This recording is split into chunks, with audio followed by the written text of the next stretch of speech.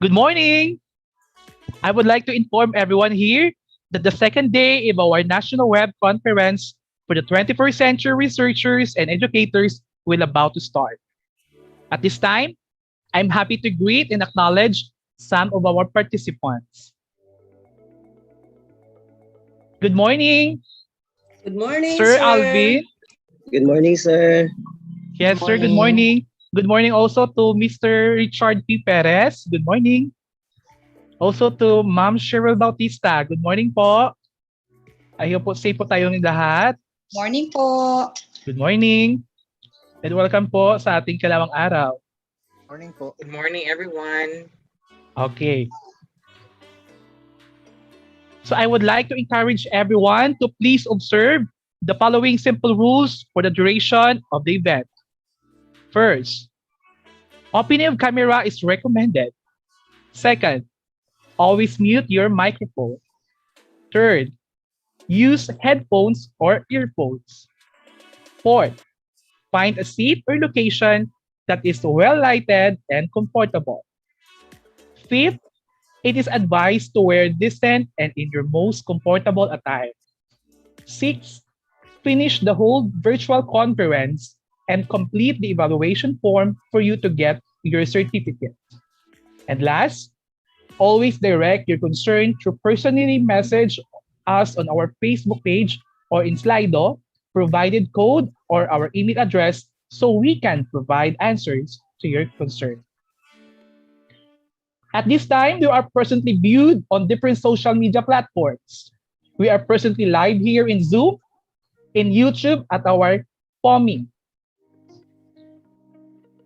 Therefore, I am Charles Episulan, and I am greatly welcoming you to second day of virtual gathering sponsored by Philippine Institute of 21st Century Educators in cooperation with International Alliance of Mathematics Teachers Incorporated. So to formally start, may I please request everyone to be in silence for the prayer. Let's put ourselves in the presence of the Lord. O loving and almighty God, we come before you today to give you honor and praise. We give you respect and acknowledge you as our creator and provider. Thank you for the opportunity to come and gather together this day. In this second day of our event, we ask to fill this National WebCon with your presence. Please guide and direct our resource speakers in the morning and in the afternoon so that we will have sufficient wisdom, become productive, and to remain respectful for one another. Also, protect our nation, especially for those who have been suffering due to this pandemic and struggling with coronavirus to see another day in their life. May you help us putting courage in our heart and strength of mind and body. We ask this to you, O God. Amen. Okay, so to our participants, please use the chat function in raising your questions. You can write your questions or insights while our speaker is having his discussion, but expect it to be answered during the question and answer portion. Do not worry, because we will be having an open forum afterwards. This intends to those who would like to learn more and clarify unclear understandings to what our speaker discussing about. But please press the raise hand button and we will notify you ahead if you are recognized. Thank you. So to formally introduce our speaker, here is Professor Emmy John Indunila Palmani, President of Vice 21, to do the honor. Hello, good morning. Good morning. To my dear co-21st century educators, it is my honor to introduce to you our speaker this morning, who will be discussing the topic Beyond the Imagination of Numbers, a discussion of appropriate usage of quantitative tools in research. It is so obvious in this topic that our dear speaker for this morning is indeed a lover of research and also of numbers, an advocate of teaching mathematics who have been able to present present his research studies about positivity in numbers to different international conferences. A member of the Foundation for Upgrading the Standard of Education, or FUSE, which is a private organization that offers trainings to teachers in the Philippines. They aim to upgrade the standard of teaching and the quality of education offered by the teachers, particularly in English, mathematics, and science. He is currently taking up his Doctor of Education major in Educational Management at Tarlac State University and is the subject area head of Mathematics and Technology and the Student Activities Coordinator of Don Bosco Technical Institute Tarlac. He is also connected at Beijing 101 Middle School International Department, Beijing, China, a Master of Education major in Mathematics degree holder. Ladies and gentlemen, let us all welcome Professor Albert M. Dizon. Good morning, everyone. Thank you so much for that introduction, Miss Emmy. And thank you also to our moderator. Just a few correction. I am not affiliated now to Don Bosco Technical Institute Tarlac. That was my former school. Now I am currently hired at Beijing 101 Middle School International Department. But unfortunately, I am not yet in Beijing, though we are already starting training and the orientation because of the restriction at Chinese embassy. However, I still love my former school, Miss Emmy, and to everyone, I love Don Bosco School, Don Bosco Tarlac. I will always call myself a Salesian educator. Once again, good morning, everyone. Kamusta po tayong lahat? May I speak Morning, in sir. Taga? Good morning din po. Good Good morning, sir. morning. So, may I ask everyone if how are you today? How are you feeling today? Are you good, mad, sad, anger? How are you today? Ayan, nag-thumbs up si Sir George. Good morning, Sir George. How are you po? First, I would like to ask the permission of our moderator and Miss Emmy to share my screen.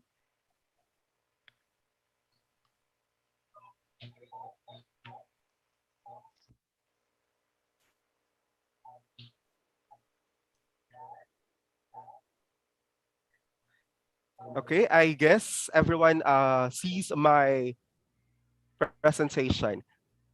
Uh, Let me express my deepest thankfulness to the organizers, to the Philippine Institute of 21st Century Educators Incorporated for allowing me to share, to impart my love for numbers and my love for research. And of course, my love for education. Thank you so much po. Okay, so uh, to start with, I just want to focus first to the purpose of research. Why do we need to conduct research before we proceed to the technical part? And that would be the quantitative tools or the research tools that we need to utilize for us to be able to have or to generate analysis, to generate interpretations. Because I believe, okay, numbers are parts of research and these can be utilized for us to be able to interpret, to predict something about our population, or should I say, about our samples. I would like to share these three words, three big words: awareness, change of perspective, and commitment in conducting research. These are the three terms I would want to accentuate with my topic this morning before dealing with the statistical tools or the research tools. Once again, a beautiful morning to everyone. I am Sir Albert Dizon, an advocate of positive education, upholding the positive influence of leadership, and deeply in love to research, and one of your featured speakers in this conference. And thank you so much for upskilling yourself, for attending such a training, because I believe nowadays training is one of the important things that we educators, that we researchers must do or must do for us to improve ourselves. I myself couldn't say that I'm perfect. I couldn't say that I'm perfect in research. I cannot say that I am the best person to ask for these research tools because I myself is a work in progress. And so are you. Okay? And congratulations for accepting the challenge, for embracing what we call the new normal nowadays. Okay. Remember that no matter what career field you are in or how high up you are, for example, your speakers, there's always more to learn.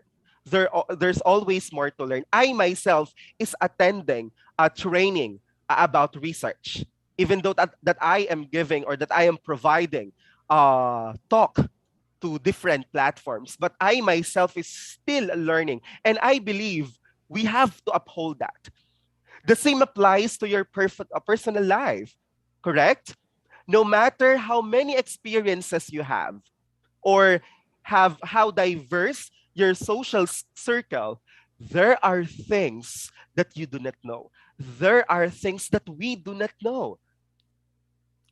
And that how research enters into our lives. Research unlocks the unknowns, correct?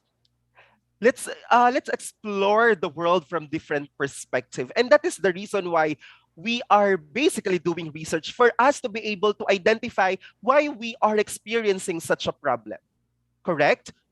For example, you're done with your for example your master's degree, and I believe before you submitted your topic, you have asked yourself, what is the problem that is existing in my particular setting, in my particular community, specifically in your school community? And I believe that is the first thing that you must adhere, and that is awareness. Awareness to what is really happening in your environment and what must urgently be addressed. This is what research is trying to emancipate in whatever interest that we have conducting a research. Correct? Moreover, whether it's a personal or a professional problem, it helps to look outside yourself for help. You know what? I've attended last week the Future of Education, that is an international conference, and I also talk about quantitative tools and research. And upon hearing the researches of the participants, of the presenters, I observed that one of the topics was the sustainable development goals. And you know what? Since she is aware, that particular presenter is aware of what is happening in their community.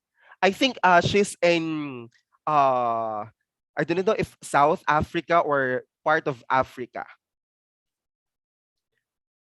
She is basically aware that her school community is not considering the SDGs, or other schools are not considering SDGs.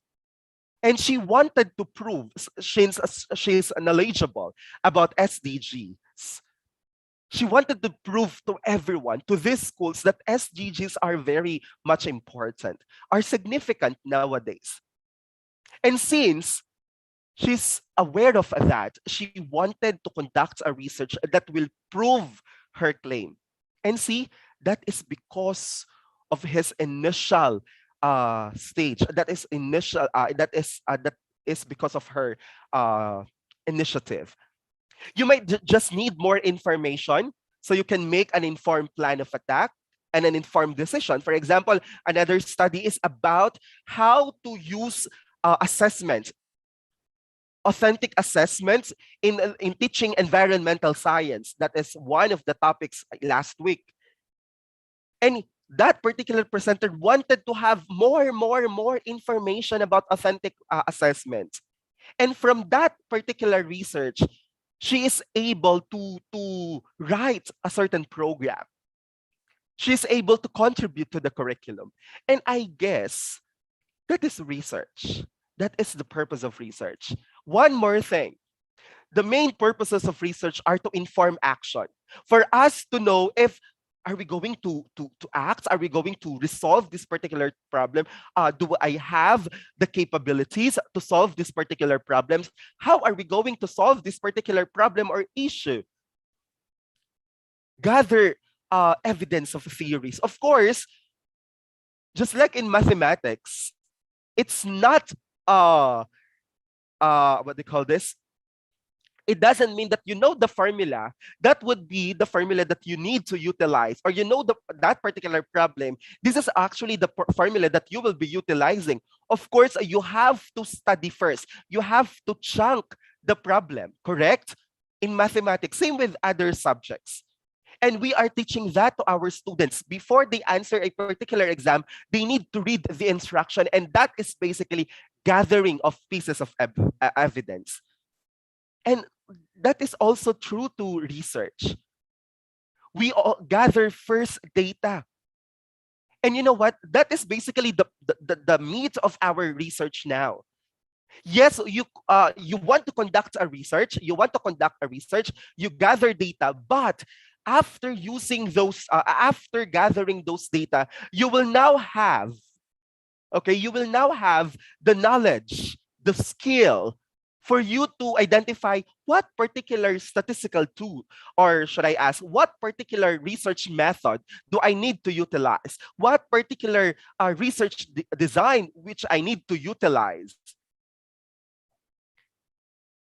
Correct? And last, contribute to the developing knowledge in a field of study. I hope your researches, your thesis, your dissertations won't be, what do you call this? Won't be stuck inside a room, or should I call it a library.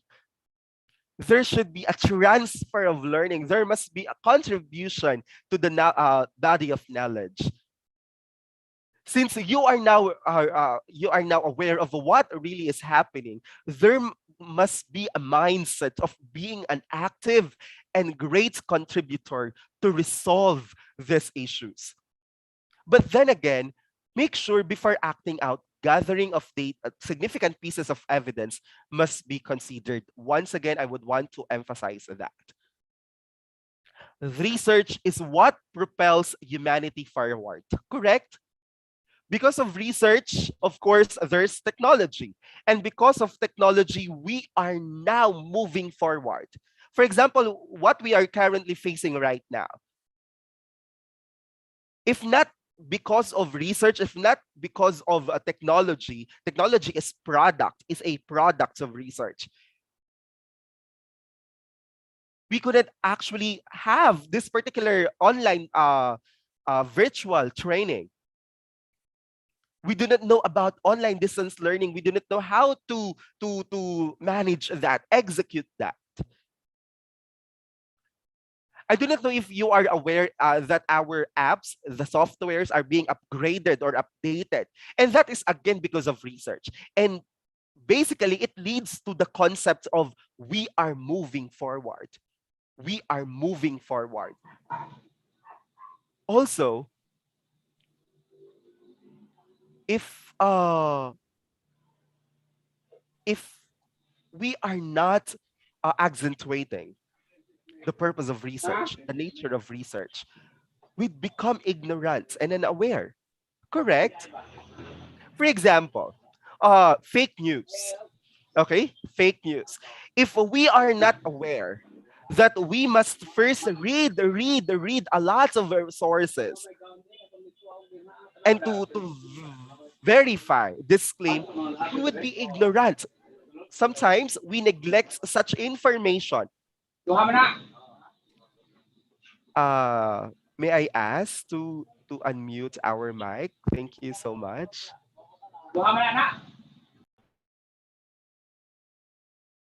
Thank you. Okay, going back. We wouldn't understand or go forward. Without research, we couldn't say we were close to finding the cure for cancer, for example, for tuberculosis, for HIV, or find the most eco-friendly way to light up our homes and offices, we wouldn't know that even though bees are not our favorites, they do a job that help us all. Even mosquitoes, even cats, even rats. Without research, we couldn't possibly have survived as long as we have, correct? Because of research, we have this what we call the high-tech devices. Without research, I think we still have difficulty in communicating to our loved ones abroad. Just like what we are experiencing at present. For without research, vaccines are not produced nor being improved to fight against the COVID-19. For without the research, the contract tracing will not be developed. And this pandemic shall continue more than we could ever imagine. But it's ironic. We are still in, in the pandemic, in the midst of crisis, and of course in lockdown, and also with restrictions. For without research, we still miss our family members who are working to other countries. For without research, we will still stuck in the traditional notion about educational system, which is fully teacher-centered. And lastly, for without the research, we won't be able once again to have such a webinar, such a conference, which is truly significant to one and all. And yes, there are still millions of things that have yet to be discovered, and that is the reason why you are here. That is the reason why we are still studying. That is the reason why we are still conducting research. That is the reason why we still upskill ourselves. We take master's program, we take a doctorate program. Currently, I am now in the last semester for my doctorate degree, and I am now confident that I already have a study for my dissertation, a topic for my dissertation, even without starting the doctorate degree. Why? Because I have this passion to solve whatever sentiments I have in the educational system. And I hope you will have that thirst. You will have that thirst why you are conducting such a research. Let's take a look to what Nokia Corporation had experienced because of neglecting the power of research in terms of improvements and technological innovations. I do not know if you are aware of what was happened to Nokia Corporation. Way back, I think 1990s, Nokia Corporation or Nokia phones or mobile phones are very rampant, very useful or are evident in our community. But because of the resistance to change, the resistance to improvements and innovations, now Nokia is basically I do not know if uh,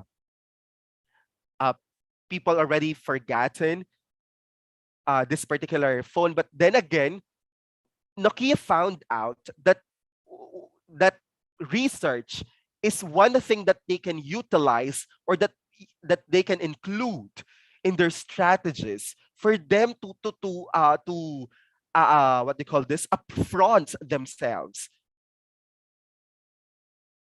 Remember when once companies embrace new ideas and experimentation, for example, if the educators, your colleagues are into uh, embracing new innovations, new experimentation to spur growth, to emancipate growth within themselves, I think success is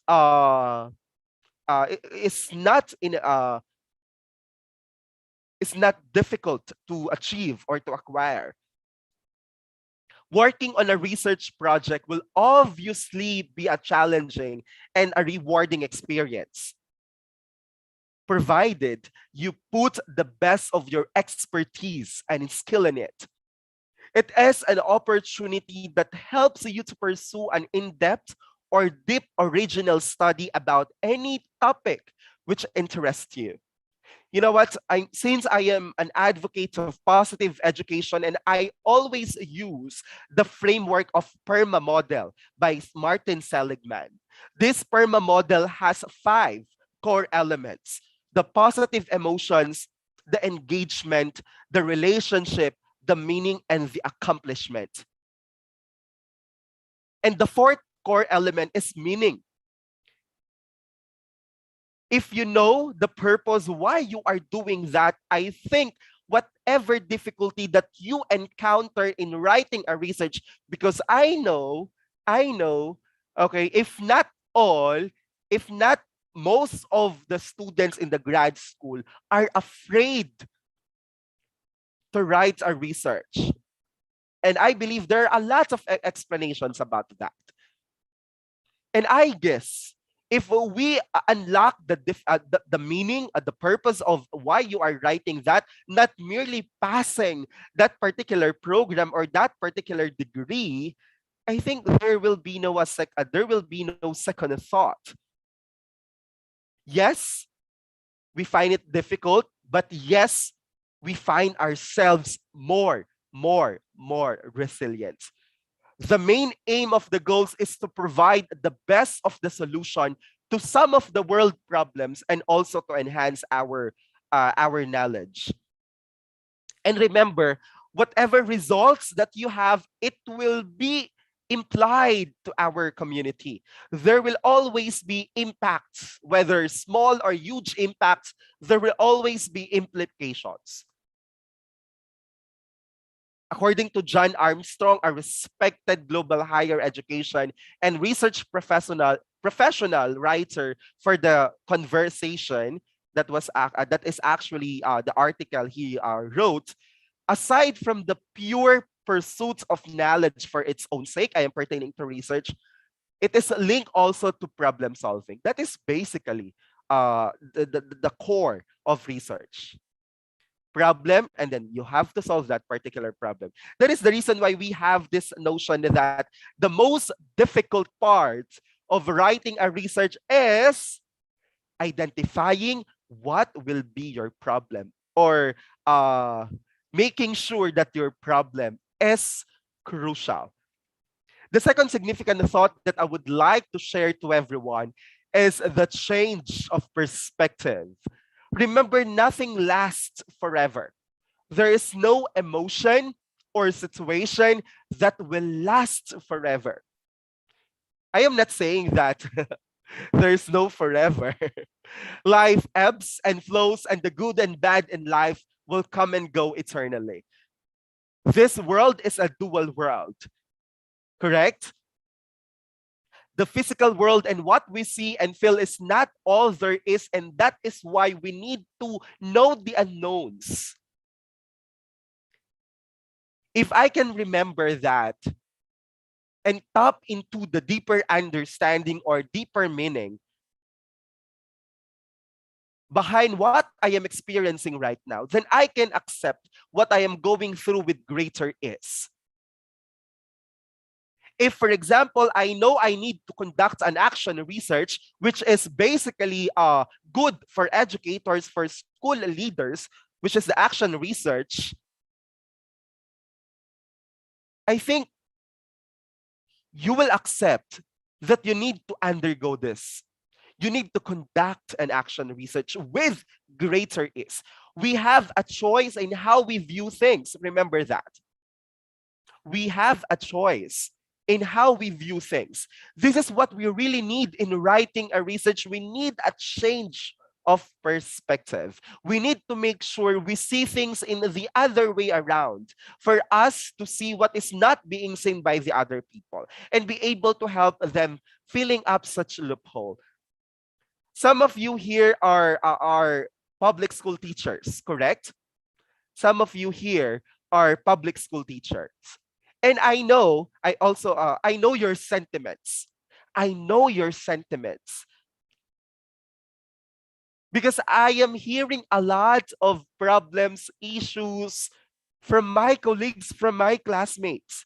And you know what? The mere fact that they can after that particular issue, they are now aware of that problem. But then again, as a researcher, you have to think out of the box. Not merely, okay, this is the problem, this is the sentiment, this is what I do not want in my school community, this is the loophole, this is the flaws, etc., etc. You know what? One of my teachers, one of my professors mentioned that I hope as an educator, we are not just emphasizing the problem. We are not just talking about the problems, but then again, there must be a part two of that conversation. And that part two of the conversation is talking about the solutions. Talking about the solutions. And I guess, that is now, that is when research should come in. I do not know if you are aware or you have watched the K-drama series Startup. Are you into K-drama series? You know what? I am one of the teachers or teenagers, joke, who is into or always fond of drama series because it's too light, the story is too light, and also the plot twists are good. I do not know if you are aware with this startup. Okay, uh, these or there is a group of individuals there. Uh, the what they call this, the managers, entrepreneurs, the programmers who are just starting, who are the main characters, decided to create an app for the blind people. It is an app for them to be able to understand that the text they are reading through an audio, or should I say, this app helps them to read, the blind people. And I think this is basically a good, a concrete example of what research can do in our society. What we must uphold as researchers, whether we are writing a qualitative and or quantitative research, you must accentuate your own end goal, which is the results part and how this will be implied to the bigger picture or bigger community. In the broadest sense of the term, I am basically emphasizing social responsiveness. And social responsiveness is a person's obligation to contribute to their community or country in a way that makes the quality of life and environment better for those around them. For example, yes, I know we are educators and our goal is to educate our students, correct? Our goal is to transform, to change the perspectives of our students to betterment, to better things, to better concepts. But then again, I believe once we journey with our students, problems are inevitable, conflicts are inevitable, correct? And I think that would our power as a researcher, our love for research should transpire. For us, the journey would be smooth, and these problems are would be considered pieces of cake. Another a good story which inspired me to love mathematics, I to love research rather, to love the power of curiosity is the movie The Boy Who Harnessed the Wind. It helps me to give another general importance of research in our everyday living to become socially responsible. For this movie had helped me to become more and more in love to research and pondered more and more about my purpose as a researcher. And there are five key takeaways I've obtained after watching this movie. Number one is stay curious and never stop learning. And what you are doing right now is an evidence that you're curious about the topics that would be presented to you, that are being projected in the poster, because you want to learn more. You want to upskill yourselves more. And of course, the power of research. The power of research. You know what? In William's case, the protagonist in the movie, he researched how dynamos and windmills work before he tried to get hands on with them. He had not done. He wouldn't have been at risk of breaking the dynamo. It's super important to have research done before you plunge yourself into a project. For example, the engineers. And we believe that engineers have this what we called project-based paper or study, not just like in social sciences or in education programs. But before they craft that particular a project, that particular machine or whatever what they call this invention or innovation that they are doing, they of course research about it, and that what William had conducted or had done. Start small, practice leadership, persuasion, and share your vision. You know what? William met in the movie, William met with other kids in his village to share his vision of providing water by building a windmill. He shared his vision to everyone. These kids were inspired because they are basically what they call this uh they are basically uh experiencing also that particular problem, the lack, the scarcity when it comes to water.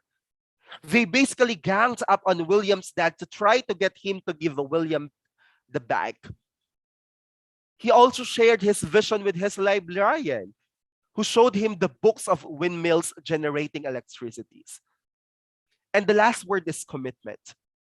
And I think all of this lies in one word, and that is commitment, just like the commitment possessed by William.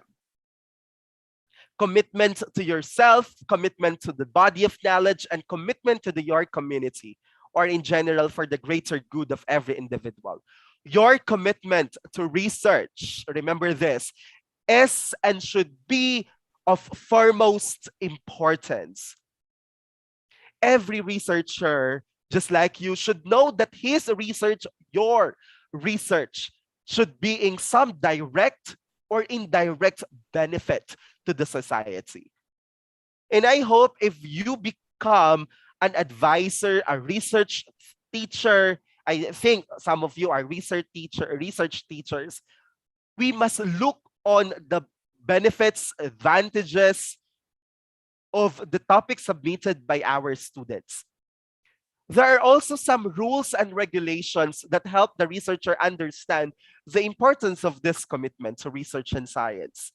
Every research adds to the knowledge available in the field, and it should help other researchers explore the subject in more details. And you know what? It was just a dream to share a topic, to present a topic, to share my love to different international fora. And I didn't realize there's so much on by just receiving a certificate. But the knowledge you have imparted to your audience, and yes, because of my commitment to research, I will still be continuing to contribute in the body of knowledge. That is why I am here, presenting to you my love for research and of course the technical matters about research. Other examples that I would want to highlight are the topics of my research advices. They are actually police officers, okay? They're basically lieutenants in our country, Philippines. Given their dedication and commitment to the public service, I believe they are thriving to better their services through their topics. And these topics are the evidence of the manifestation rather, of research in the humanity. Number one is the rationalizing forensic research and development division, because in the PNP or in the Philippine National Police, there is no what they call this specific agency or division for research. For research. That is why my advice is opted. Actually, it's done already. Okay. And you know what? Because of their research, their heads, their commanders are now thinking of putting up, because our action plan, or the result or the output that we have craft or created is a guideline on how to put up this development, this research and development division. The offices included, the roles and responsibilities, or the job descriptions of the officers or the personnel in charge on to that particular division. And see, that is what I am pointing out when it comes to research. From the perspective of the social sciences, once again, it leads to the perspective of social responsiveness. And I think after discussing all those things, these big questions are needed to be addressed. How will you start and how will you end? Of course, first, knowing the purpose of your study, why you are conducting that research. And it's not enough for you to know that the purpose of your research, because there are still technical matters that you need to adhere, that you need to accentuate, that you need to stress on before you answer how will you end. Because if you miss the body part, the middle part of conducting a research, the research methodology, you do not know how will you end. And of course, if after doing those things, the answer for this, how will you end, is, of course, your results, your analysis, your generalizations must be transferred to other people, must be inflicted to our community. Awareness, change of perspective, and commitment. These are the three words I would want you to uphold once you teach a research, every time you write your paper, and every time you concluded your study. Let us open our eyes. Please open your eyes to what we can give, to what you can give to the society. Let us change our perspective to vividly see what are the possibilities that we can do in our society. And please, please, please keep in mind that once you have started, no more turning back. Brace yourself and let your commitment works for you. Let us push ourselves to turn our ideas into something greater. Since this is still consequently, it is a must to be aware of changing our perspective on how we see things and be committed to becoming socially responsible. But then again, okay, writing a research is not merely about all those things, correct? Since this is still a technical writing, let me say that technicalities also matter. If we will not be able to consider the following concepts which will I deliver, it is tantamount to saying there's no point of writing a research. It's a waste of time and really you have done nothing, right? Yes, you know your purpose. You have this thirst. Sorry. You have this thirst to write a research. But without understanding the technical side of writing a research, okay, I think, I'm so sorry for saying this, it would be useless. It would be a waste of time. Why? Because remember, the purpose of research is for us to contribute to the body of knowledge, to contribute to the society, to solve a particular problem. And yet, if we didn't consider this, for example, the statistical test, the type of research method, the instrument that we will be using, okay, what particular hypothesis that we need to write, I think our conclusions, our analysis are never do well. Correct?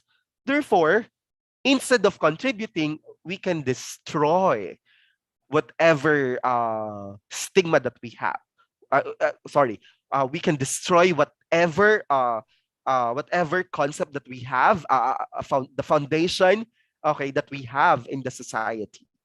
And of course, in writing a research, it's very important for us to answer this question: what particular research method that you will be utilizing? Let's think about the research methods that you will be using, whether it's a qualitative research method, quantitative research method, or mixed method. If you are going to understand an area of study, you have to become familiar with the research methods you have to use.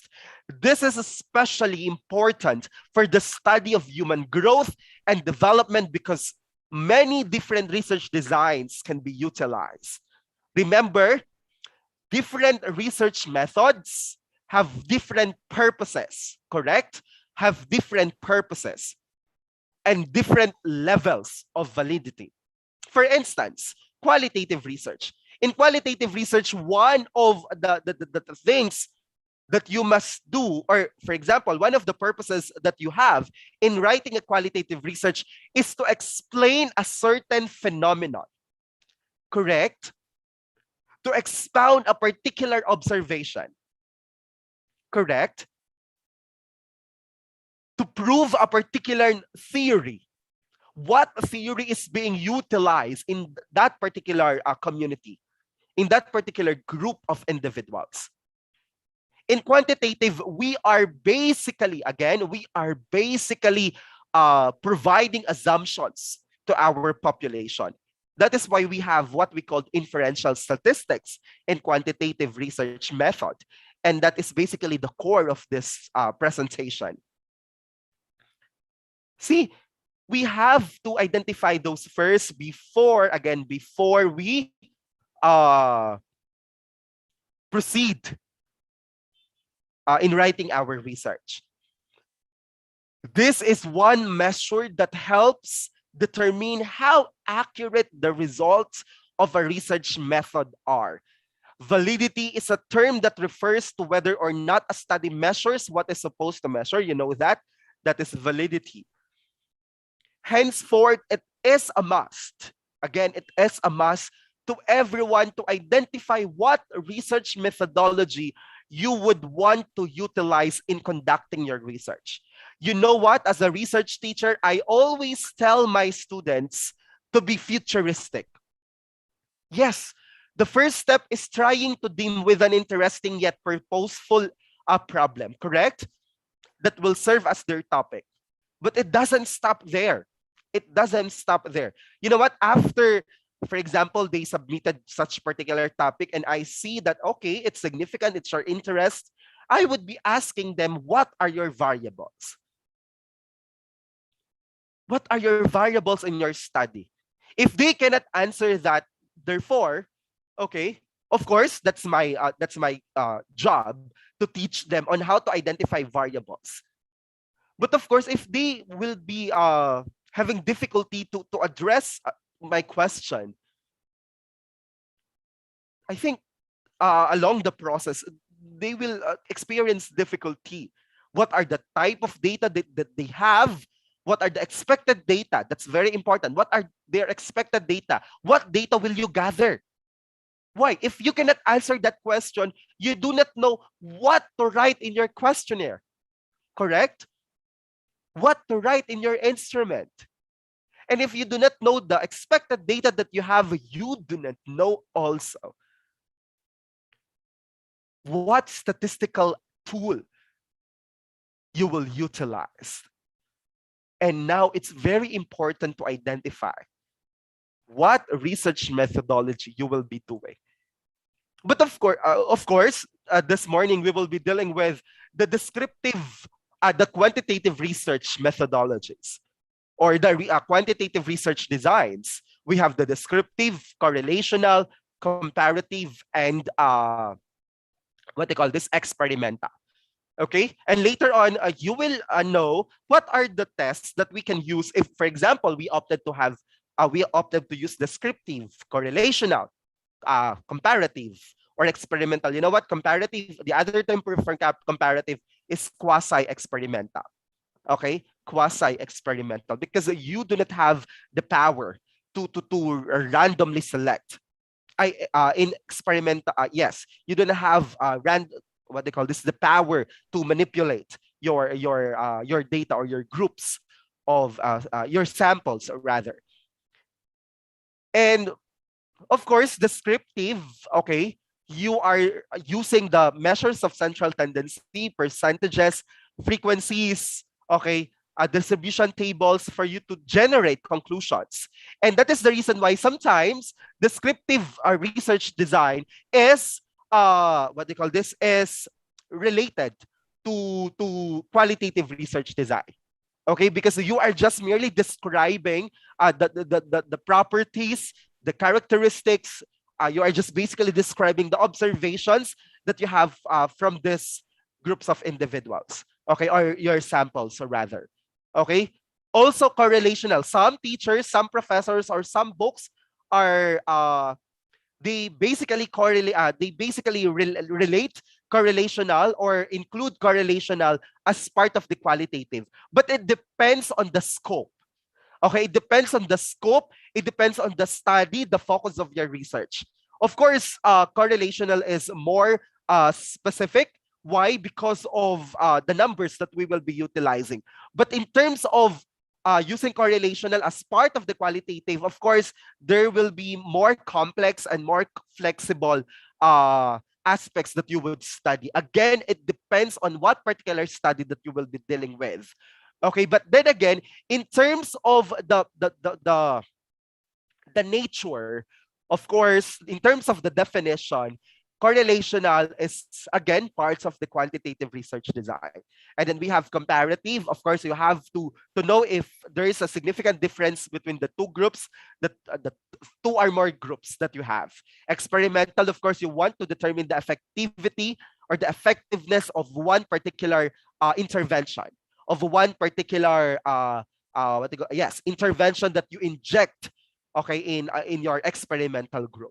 Okay, some examples of studies. For example, in descriptive, we have a description of how this is one of my the topics of my students, of my former students, a description of how second grade students spend their time during summer vacation. Okay, you are just merely identifying, okay, what or how grade 2 students, or how the students spent their time, their summer vacation. Another is a description of how parents feel about the 12-month school year, about the K to 12 program. If for example, of course, if you are using the mean, okay, you are using the mean, it's very easy for us to identify their average perspective. Okay, the average perspective that they have about the 12 months school year, or the again, another study is the K to 12 curriculum. Another is the correlational, the relationship between intelligence, the emotional intelligence and the self-esteem. The relationship between the time management, okay, and the academic performance of the students. The relationship between the time management, the procrastination level of of the grade 12 students. So you are just trying to build a relationship. When I say correlation, relationship, I am referring to if one increases, the other variable might increase or decrease, and that is relationship. It is different from comparative, of course, or quasi-experimental studies. You are basically comparing two groups, which is better, which is more improved, which has more knowledge about this particular topic. For example, the effect of part-time employment on the achievements of high school students. Of course, you will be comparing those students who are doing part-time job and those students who do not have part-time jobs, and you want to determine their achievements. Okay, you want to determine their achievements. Okay, whether it is good, is it good for the students to have pre-employment or part-time employment or not? Are they experiencing difficulty in acquiring the information discussed by the teachers, discussed by their professors? Okay, and that is quasi-experimental or the comparative. And the last one is, of course, the experimental. It is basically, again, determining the effectiveness of one particular intervention, of one particular strategy that you injected, okay, in your experimental group. But of course, before we proceed to the test, just like what I have mentioned a while back, I want before of course, you know now your research methodologies. Okay, okay, I'll be doing quantitative data. The question now is, why quantitative data? Why quantitative data? What are your variables? Or for example, why correlational research design? Why comparative research design? What are your variables? What are your variables? The central purpose of research, remember this, my dear participants, my dear teachers, researchers, is to solve problems and improve the welfare of the study. Correct? To research is to search or investigate exhaustively with what particular aspects of the community, what particular problem that you would want to address. For example, the academic performance of the students, you want to address that. Now, you have to think what particular variable, what particular factor affects the academic performance of the students. For example, the modular distance learning that you have now in the public school setting. Given that variable, okay, the use of the modular distance learning to teach students. Now, you want to determine if it is effective. You want to determine on how to improve this particular platform of this particular LMS or plan that you have in your school. You have to think for a factor, correct? And that factor is basically a variable. It is a careful or diligent search, studious inquiries, or examination, especially, okay, investigation or experimentation aimed at the discovery and interpretation of facts, revision of accepted theories, or loss in the light of on how to change our perspective. Research cannot be possible without taking into consideration the variables or the factors that I am mentioning a while back. These are the measurable factors that are subject to change due to circumstances. That is why, okay, that is why, yes, we are reading a lot of, there are a lot of, what do you call this? There are a lot of articles that we need to read, okay, that we need to read when it comes to what do you call this? To strengthen our claim, correct? To strengthen our claim. But then again, there must be synthesis from these articles. There must be synthesis from these articles. And the purpose of this synthesis is for us to separate our study, okay? To separate one particular study from what you have read. And basically, that is why I have mentioned that these are measurable factors. Okay, that these are measurable factors that are subject to change due to some circumstances. Some variables are not true, to other setting, other schools, other areas. For example, public school and then private schools, or international schools and public schools. Okay, you know what? Uh, I just want to share this conversation with my program coordinator. he's a math teacher, or he's the former pre-AP calculus teacher in Beijing 101. We all know in the Philippines, correct me if I'm wrong. We all know in the Philippines that mathematics is the Waterloo of most of our students. Correct? Mathematics are basically the Waterloo of our students. But you know what? After saying that to my program coordinator, he negated that. He negated that because, of course, my students are Chinese, and we all know that Chinese are good in mathematics. He mentioned that our students, Chinese students in the international department or in this school, because Beijing 101 Middle School has a high reputation in Beijing, he mentioned that our students are good in mathematics, are excellent in mathematics.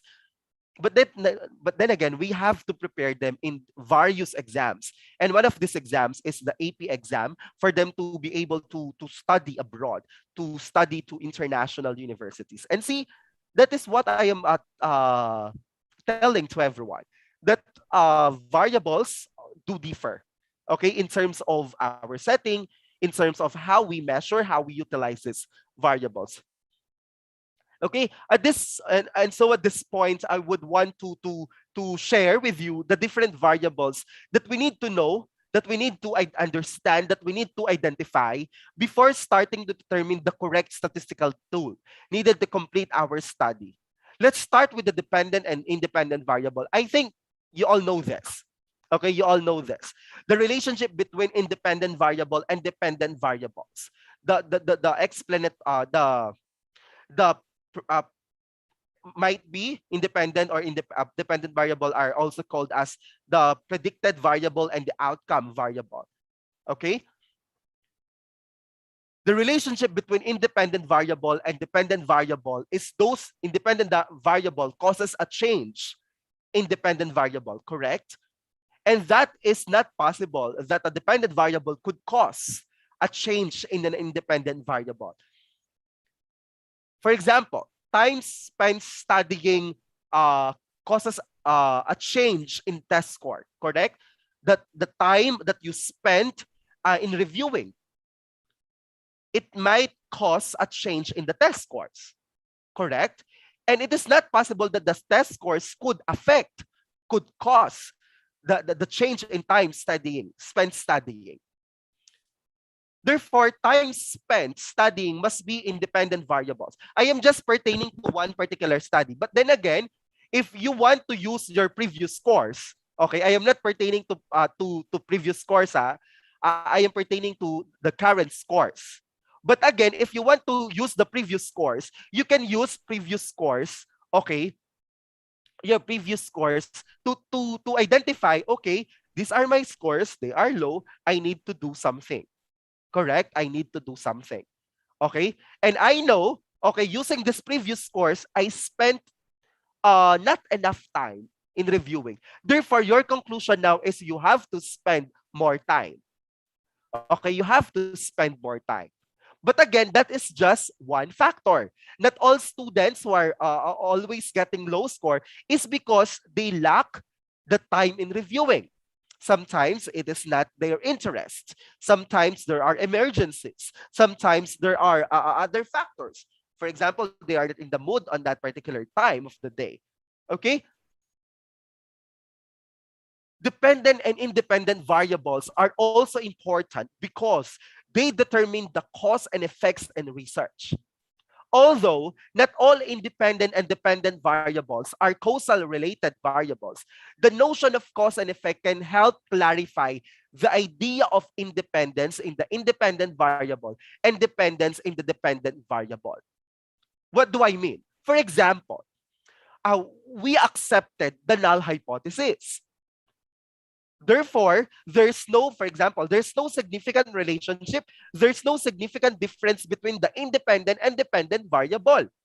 Therefore, we can say, okay, we can clarify that independent variable has, of course, this independence, and so with the dependent variable, because we agree that there is no significant difference between the two.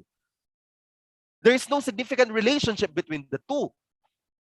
Therefore, we can now clarify the independence of each of the following. Or should I say, of the two variables, the dependent and independent variable, the first factor and the second factor. Also, we can determine the dependence. If, for example, we accept the we rejected the null hypothesis. We fail to reject the null hypothesis. Sorry, we reject the null hypothesis rather. Therefore, we accept the alternative. There is a significant difference. There is a significant relationship. And some statistical tests can determine if it is if the extent of significance and the extent of relationship. And therefore, you can now determine or clarify the dependence of the two variables or of the two factors. Next is the confounding variables and the composite variables. I'll start first with the composite variables. Composite variables is two or more variables combined to make a more complex variable. For example, I am now advising a student in my area regarding her study about the online shopping or the apps that we are using to purchase online. And you know what? Before we come up with the behavior of the consumers or the customers in using such particular apps, there are a lot of categories. There are a lot of categories in terms of price, in terms of conveniency, in terms of the structure of the items in that particular app, in that particular store. Okay. And I believe these are the categories, these are the combined variables that we need to have before we arrive to one particular complex variable. And that complex variable is the composite variable. Another concrete example is the BMI index of us, of a student. Remember, BMI is being computed right after getting the height, right after getting other measurements, correct? And that is composite variables. Now, let's discuss confounding variables. Confounding variable is one you didn't account for that can disguise another variable's effect. This is what we must do. We must identify, my dear researchers, my dear teachers. We have to discuss, we have to identify these variables which are being neglected. Okay, in conducting a research. Sometimes, okay, we have independent and dependent variable, and then we are just generating the data that we have gathered and then come up with the p-value, for example, and then we interpret. And then we have now the analysis. We have now the what they call this? We have now our recommendations. However, okay, the reason why some people do not accept your claims is because you forgot to identify other variables, and one of which is the confounding variable. So confounding variable is important for us to consider because this can ensure the validity of our research. Confounding variables, also known as confounding factors, are a type of extraneous variable. Later on, we will also be dealing with extraneous variable. Extraneous variables that are related to a study's independent and dependent variables. A variable must meet two conditions to be confounder. One, it must be correlated with the independent variable. This may be a causal relationship, but it does not have to be. It must be causally related to the dependent variable. For example, you collect data on sunburns, and ice cream consumption. You find that higher ice cream consumption is associated with a higher probability of sunburn. Are you getting my point? You want to study the relationship between the ice cream consumption, that's my favorite food, by the way, Also, the sunburns, the probability of getting sunburns or of getting irritations with your skin. Now, since you found out that the higher uh, ice cream consumption, the higher the probability of sunburn. Of course, if we use a statistical test, that is correct. However, we forgot to identify the confounding variables, the variable affecting the dependent and the independent variables, or your two factors. Here, the confounding variable is temperature. Correct? Hot temperature causes people to both eat more ice cream. Correct? And spend more time outdoors under the sun, resulting in more sunburns. Can you follow? For example, uh, uh, what I have mentioned a while back. Now, for example, there is a higher possibility, probability rather, that if you spend lesser time in reviewing, you will get a low score. Correct? Now, if that would be, of course, if you will be using statistical tests, that is true. That might be true, depending on what particular value that you acquired or that you computed. But then again, there are a lot of factors that you need to consider. And one factor is the interest of the students. Correct? The interest of the students. Now, if that particular student studying math and it is not his what they call this, it is not his favorite subject. Okay, he finds it difficult to understand, specifically the word problems. Of course, okay, the possibility is he or she will not study much on that particular subject. He will not focus on that particular subject. But of course, the idea is the more you find it difficult, the more time you have to spend. That is actually the principle about that. Also, the interest. Okay. If of course that is not the interest, okay, expect na it's okay. I won't be. It's okay. I want. I want to get higher scores, higher grades on that particular subject. I have mentioned that confounding variable is a type of extraneous variable that is associated with both the independent and dependent variables. Okay?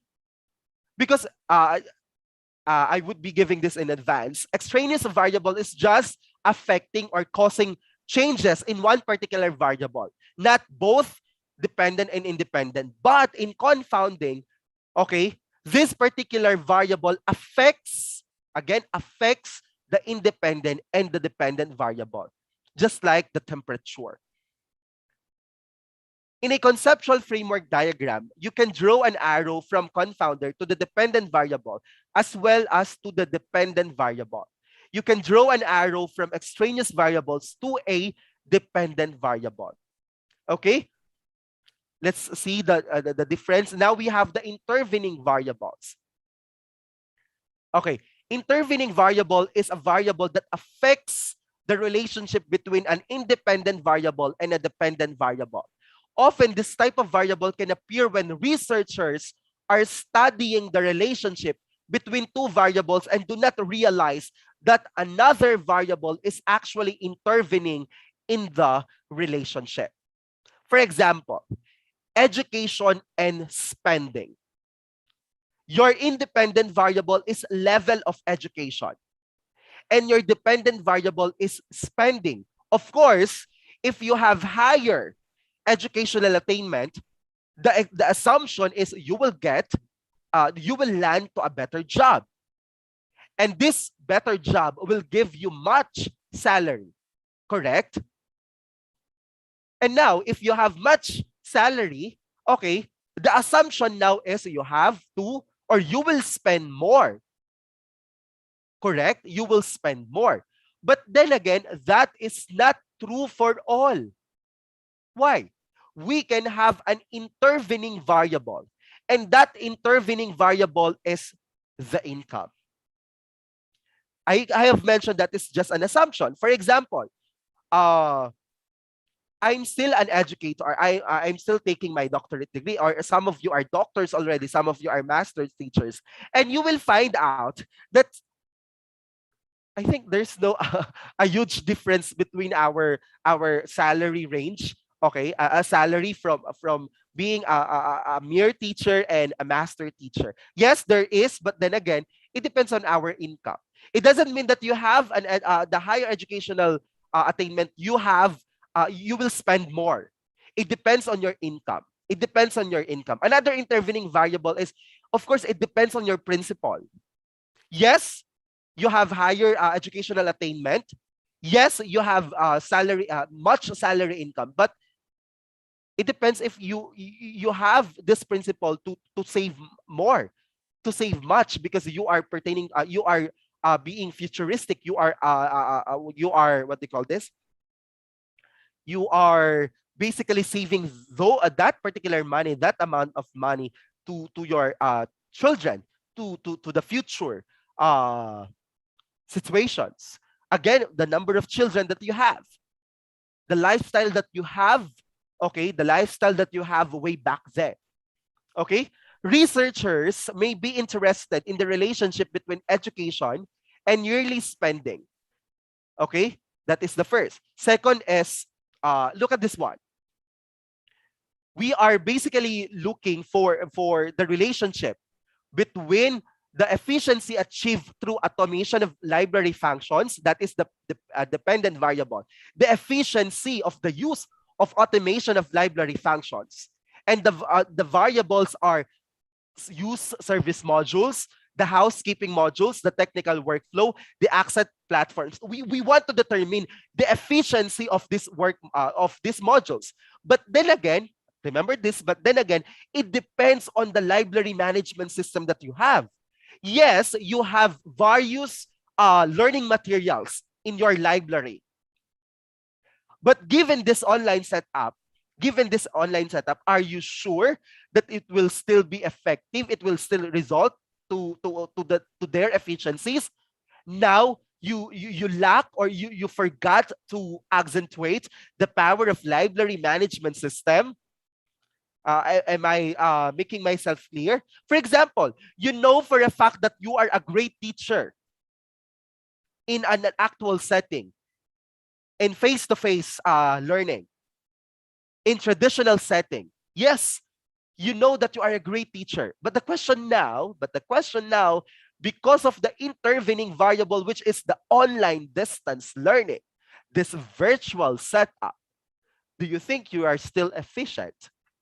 Do you think you are still efficient? See, these are the variables that you need to identify in your study. You know what? Of course, if you study this one, okay, you have to study. Of course, there are a lot of what they call this.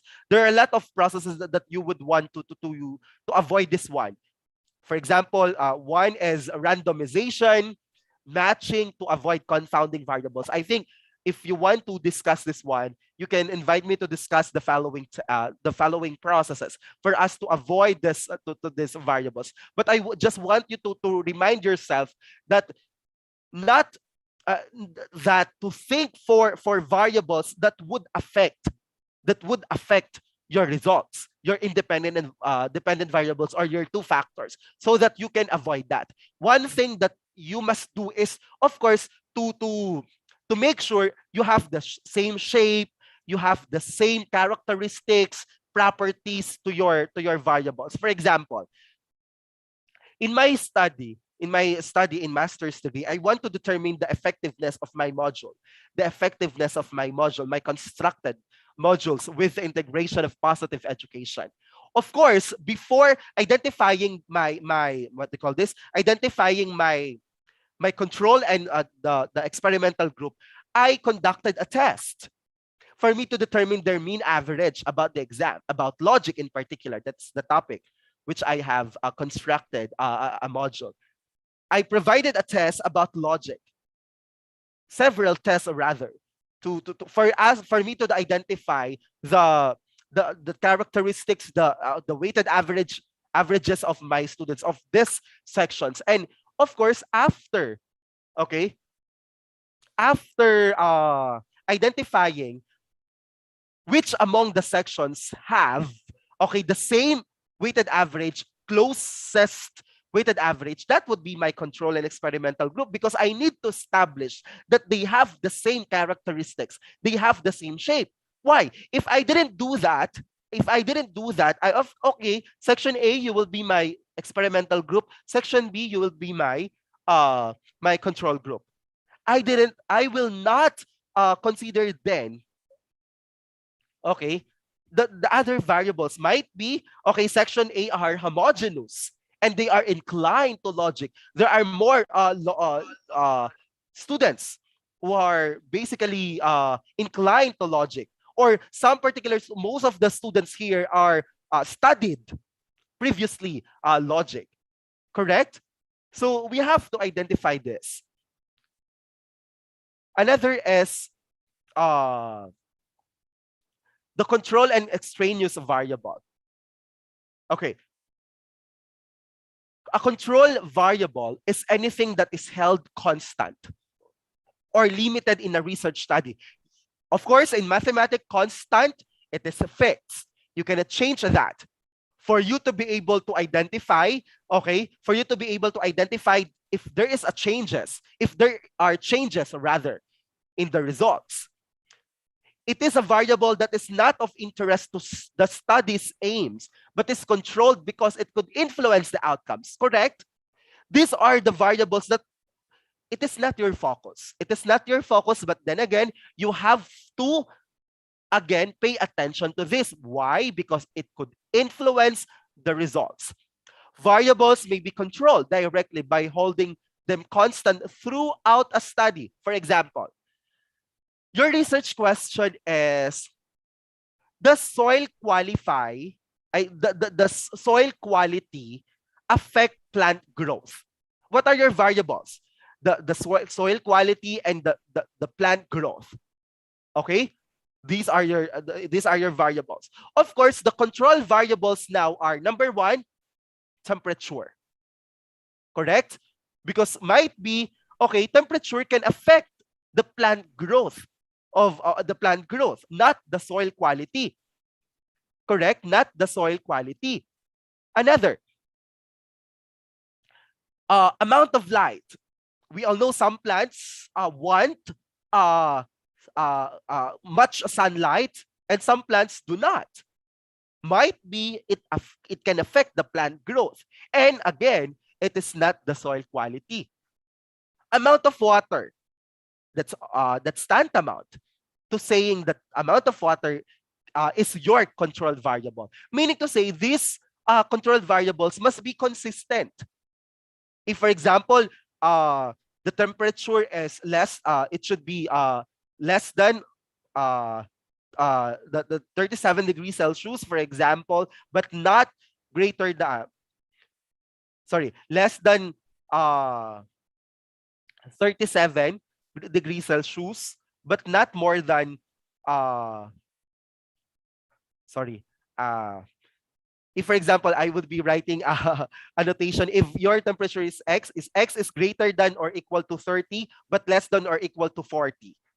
For example, that is your relationship. I'm so sorry, I have used notation in expressing myself. So see, we have to make sure, okay, we control these things. Another example, does caffeine improve memory recall? Does caffeine improve memory recall?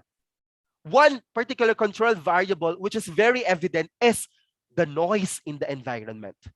The noise in the environment. Correct? If yes, for example, I'm drinking coffee. Okay?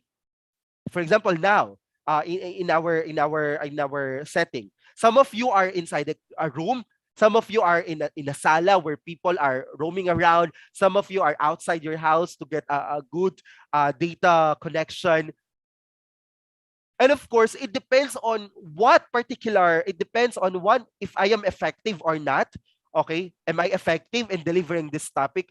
Again, we have to consider that you are all in the same mood, okay, in the same environment, in the same, for example, you use the same device, you have the same connection. So these are the control variables that you must have. Okay, another is the type of memory test. Some people has what they call this. Some people are good in memorization. Some are not. For example, I myself, you know what? I am not good in memorization. I am not good in memorization.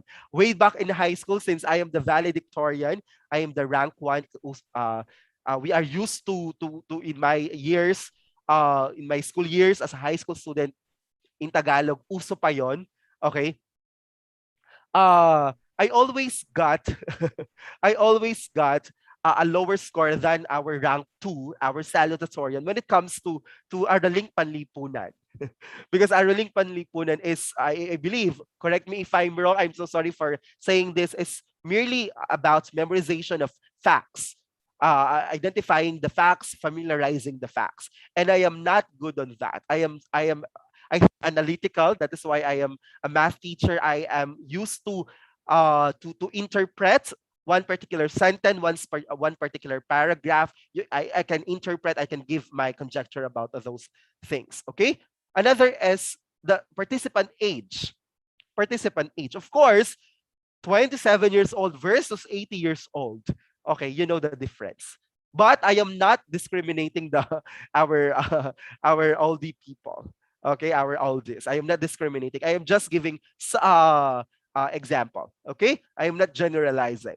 Now, extraneous variables. These unwanted variables can unintentionally change a study's results or how a researcher interprets those results.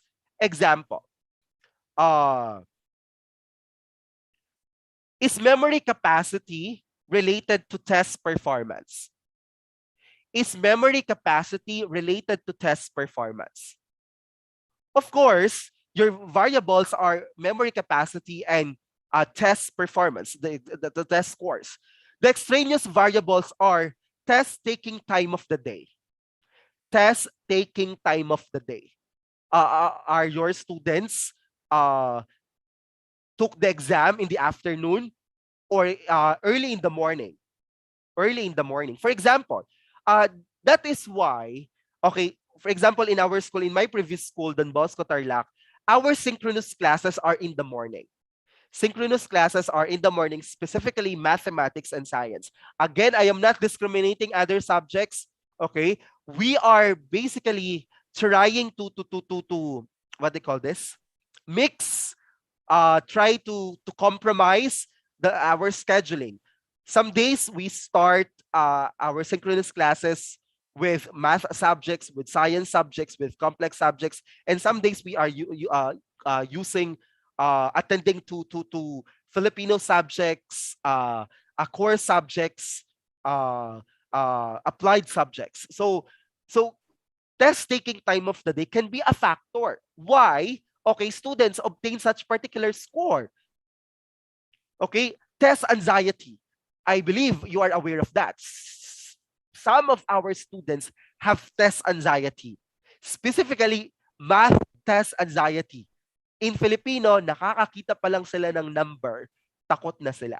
We have uh, we have colleagues like those. We have students experiencing those. Level of stress.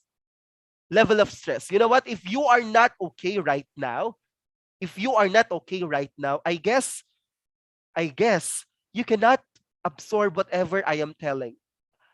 Uh, if for example I exhausted all my brain cells, but then again, if you are now close-minded because of the stress that you're experiencing right now, because of your what you are experiencing right now, just a sharing, uh, this is just a sharing.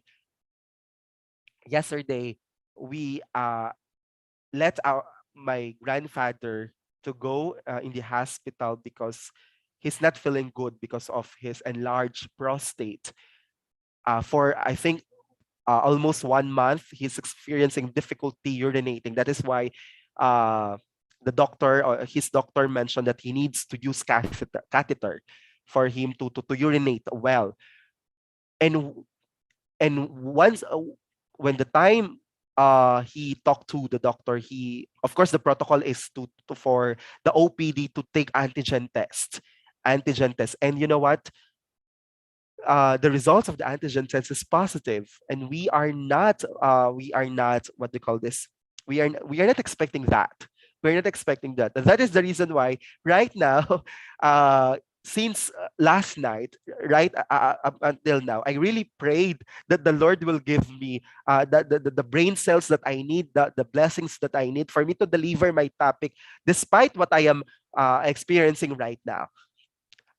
That's just a sharing. But then again, I think I can still deliver much because of the prayer, because of the blessings of our Lord. And that is what I'm talking about. There are a lot of things, extraneous variables that we need to consider. Another is, does sleep deprivation affect driving ability? Does sleep deprivation, the lack of sleep, affect driving ability? Yes, probably, but then again, we have to consider other extraneous variables. The road conditions. The road conditions. Okay? As you can see, extraneous variable are just pertaining to independent variable. Okay? I sorry.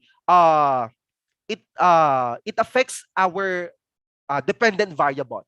Road conditions, years of driving experience, and noise. As you can see, the difference between confounding and extraneous, confounding, we affect both the independent and the dependent. Just like in ice cream consumption and sunburns. Temperature. Temperature affects sunburns, or yes, it causes sunburns. Temperature affects the eating of ice cream consumption. Unlike in extraneous variable, we are just affecting the dependent variable, the outcome. For example, sleep deprivation is the independent variable. Dependent variable is the driving ability. And our extraneous variable is one, road conditions. Of course, road conditions does not affect sleep deprivation, correct? Road conditions affects the driving ability. Another is years of driving experience. And in the effects, it will affect the driving ability. Another is noise. Okay, another is noise. So this is basically the extraneous variable. Extraneous variables can threaten the internal validity of your study by providing alternative explanations of your results. Remember, internal validity, one of the characteristics of this type of validity is to determine the accuracy within the content that you have, within the analysis that you have. But of course, if we have such extraneous variables, if we didn't consider these extraneous variables, might be it threatens the internal validity. And of course, if our internal validity is threatened, okay, it will provide alternative explanations for our results. And of course, our conjectures, our results, our recommendations might not be true. Okay? When extraneous variables are uncontrolled, it's hard to determine the exact effects of the independent variable on the dependent variable, just like what I'm trying to say a while back, because the effects of extraneous variables may mask them. Uncontrolled extraneous variables can also make it seem as though there is a true effect of the independent variable in an experiment when there is none. Okay, of course, there are a lot of processes that are there are processes that we need to utilize for us to avoid these things. But then again, it boils down to the idea that we have to make sure our respondents are the best respondents, or should I say, our samples are the best representatives of of our population, and these representatives have the same shape and have the same characteristics. Okay, to avoid these variables. But then again, okay, just like what I have mentioned, there are tests, there are processes that we can utilize. Just like in confounding, we have matching, randomizations. We can use those to avoid these things. And if you want if you want to know about these things, you can contact me. Okay, you can contact me for me to discuss these things. Okay, but then again, you can read a lot of resources about this one. Okay. Okay, of course, quantitative variables, we have two, the discrete variables and continuous variables. But then again, most of our studies are pertaining to continuous variables because these are the measurements. These are scores, for example. Okay, discrete variables are whole numbers. Okay, continuous variables are fractions, decimals, or of course, these unwanted. Sorry, I didn't change actually the definition. Sorry, these are actually through measuring. Okay, we can actually get this variables through measuring. Okay, we measure the continuity of our variables, and of course continuous variables are important, are significant. Why? For example, we are using linear regression. Okay, we identify the continuity of the slope. Then, if we are pertaining to the continuity of the slope, then remember in a Cartesian plane, okay, we are not just we're not just having one points such as 1, 1, 1, 7, 1, 8. Okay, we have decimals there. It's aligned, therefore it's continuous. Okay, it's continuous, it has intervals. Okay, and qualitative variable, we have the binary variables, the nominal variables, and ordinal variables. Okay, of course, binary variables, uh again, I didn't yet I think I didn't change the definition. However, binary variables are also called dichotomous variable. Okay, they are also called dichotomous variables. For example, the sex, the male and female, the yes or no answers. Again, binary means two responses. Nominal, these are categorical variables which cannot be ordered, which cannot be arranged. For example, religion, political affiliation. Okay? Of course, this qualitative variable can be numerical in nature, numerical in property, numerical in nature, but then again, in terms of the characteristics, in terms of the definition, in terms of the qualities, okay, they are still categorical. Okay, because remember, in using software such as SPSS, okay, we can basically assign a number to our categorical variables such as male and female. We can assign one for our male and we can assign two for our female. But then again, one and two are not considered quantitative variable. They are still qualitative variable. Okay, they are just used to represent our data. Okay, ordinal variables, same with nominal. They are categorical variables, but then again, they can be arranged. They can be ranked, they can be ordered. For example, the the the the, the educational attainment. Okay, educational attainment and socioeconomic status. Yes, okay, you can rank them, but in ordinal variable, you do not know what will be the interval, okay, the exact interval, the exact measurement, okay, between their difference. Okay, unlike in continuous, yes, we can rank them, but then again, you know the exact measurements of their difference, unlike in ordinal variables. Okay, this is just an example of a figure wherein other variables or affecting the because in our study we are just focused with the exposure variable and the outcome, the causation and the reverse causation. But then again, there are a lot of things that we need to consider. For example, the confounder. Okay, as you can see, associated with both the exposure variable and the outcome variable. Okay, and later on, you will what they call this? You will encounter covariate, okay, or covariance, okay, in dealing with one particular statistical test, because one particular statistical test considered this one, the covariance, before. Okay, that is one of the rather the assumption or the notion before using that one, that particular test. Okay, I think this is the definitions. Nominal, if the categories cannot be ordered or ranked: religion, marital status, political affiliation. Binary, we have sex and test marks, passed or failed. Ordinal, educational attainment, and the socioeconomic status. Okay, it's very important for us to identify this one because just like in correlational research designs, the statistical tests used such as phi coefficient, the Kramer's V, the Spearman's rho, The Pearson are, we have to identify what type of variables that we have. Okay? Interval ratio for continuous. Okay, we have interval. These are variables for which their central characteristic is that they can be measured along a continuum and they have a numerical value. Okay, ratio, these are interval variables, but with added condition that zero of the measurement indicates that there is none of the variable. Okay, for example, ratio is volume. Okay, volume. If we have zero volume or 0 liter, meaning to say that there's no object for that. Unlike in interval, if we have 0 degrees Celsius, okay, that's the temperature. It doesn't mean that temperature is not existing. It's the freezing point. Also, the score of the students.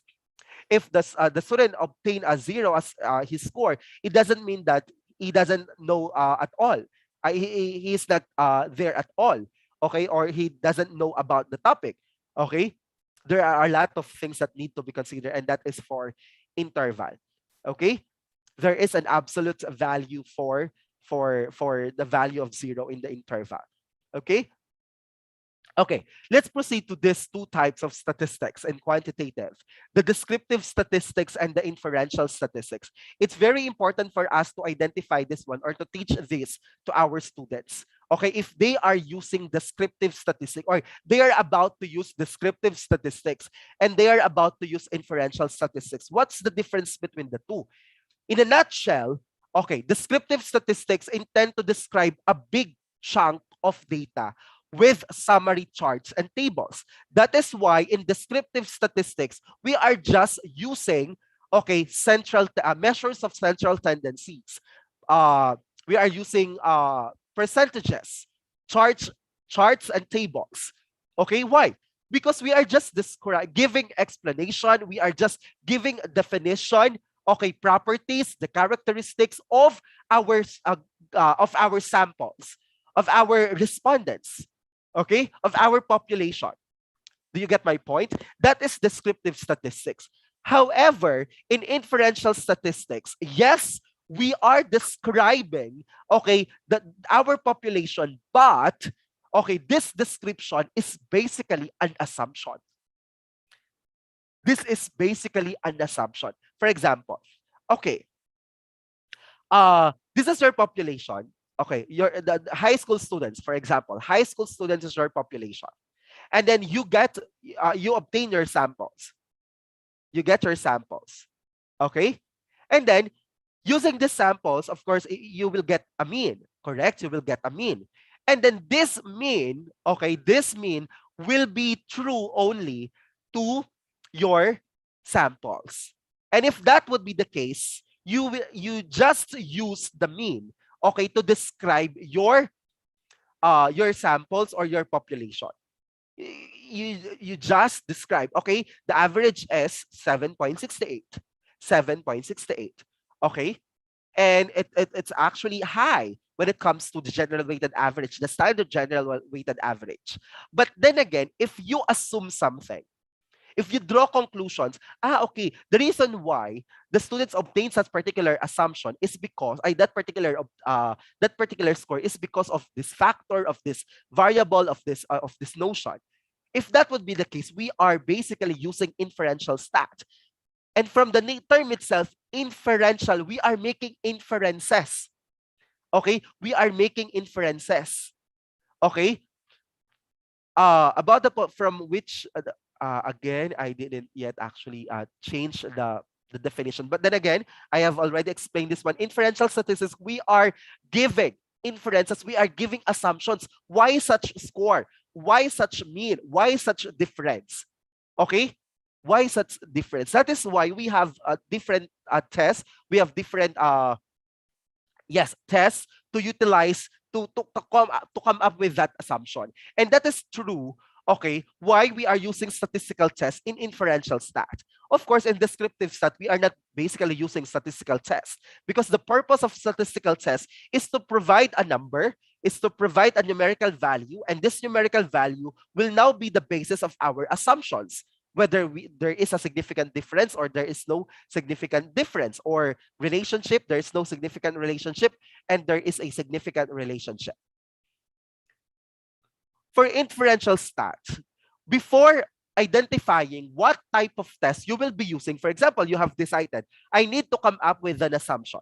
Okay, then you will be using inferential stat. Now, before identifying what statistical tool to be used, you need to address the following. These two. The first one is the purpose. The purpose of your study. Okay, are you asking for the difference? Are you asking for the difference? Do you want to determine the difference between the mean of these two groups? You want to determine the difference when it comes to the impact of this particular intervention. Which is better among the two? High dosage or lesser dosage? Which is more effective? Medicine 1 or medicine 2? Capsule or tablet? Which is more convenient to use when it comes to the features, when it comes to different apps? Galaxy Tab or iPad Pro? Of course, you will be choosing iPad Pro. So see, the purpose of if the purpose of your study is to compare, to determine the significant difference. Okay, of course there are specific tests that you can utilize. Later on, you will know about these things. Another is there a significant relationship? Are you looking for connection? Are you looking for a connection? As time management affects the performance of the students. Okay, is there a significant relationship between the upbringing of my parents with my principals right now? See, you're looking for connection. You're not comparing at all. You are looking for the equation relating, for example, for the height and the flexibility. Your height and your flexibility. Your training and your flexibility. So see, you are just looking for the connection. And that is, are you asking for if there is a significant relationship? If yes, there are tests that we can utilize to address this question. Next is the type of data. It's very important. That is why I've discussed the type of data that we have. Are they qualitative in nature? If they have qualitative characteristics, or quantitative both in nature and property. They are categorical. Are they categorical? Are they numerical in nature but still characterized with features which are categorical? For example, the nominal, the ordinal, and the binary or dichotomous. For example, political party. Political party, the yes or no answer, the religion, the brand of phones, the type of distance learning that we are utilizing, the type of devices, these are qualitative characteristics. Quantitative, of course, numerical and definition, and property in nature, for example, the heart rate, the age, okay, your test scores, the temperature, and all. Okay? So you have to identify this before knowing, okay, what type of variable, or what type of statistical test you will be utilizing. Of course, that is why when you conduct a research, it's very important to have a table. For example, this is your study, this is your research questions. How will you answer these research questions? I have actually a template. I use a template for my students to identify what statistical test they will be using, or research design. It's very important to have a table. I think it would be easier for you to discuss, to learn about this one. But sometimes I have this notion, if you're not a math major, there is a probability, there is a high possibility that you will be asking a statistician, correct, to address your statistical analysis, correct, to write or to create your statistical analysis. But then again, that is correct, because some universities ask you to look for statisticians. But it would be important. It would be important for you to what they call this, to know these things. To know this thing, whatever if it is basic or complex or comprehensive uh, acquisition of information or knowledge, what is important is you know the basic. You know the basic, and then of course upskill yourselves, and then challenge yourself. Even without the statistician, I can generate conclusions. I can use statistical tests. But of course, for you are looking for statisticians for verifications. I myself ask for statisticians for verification. Okay, but then again, okay, you know what? It's very important for you to know that statistics, isn't it? We have a notion that no research is perfect. Correct? No research is perfect. That is why there are a lot of changing of ideas. There are a lot of changing of notions.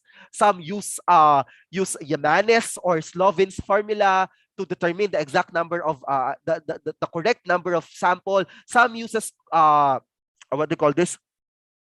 Some uses what they call this? I forgot the test. I'll be telling this later to you.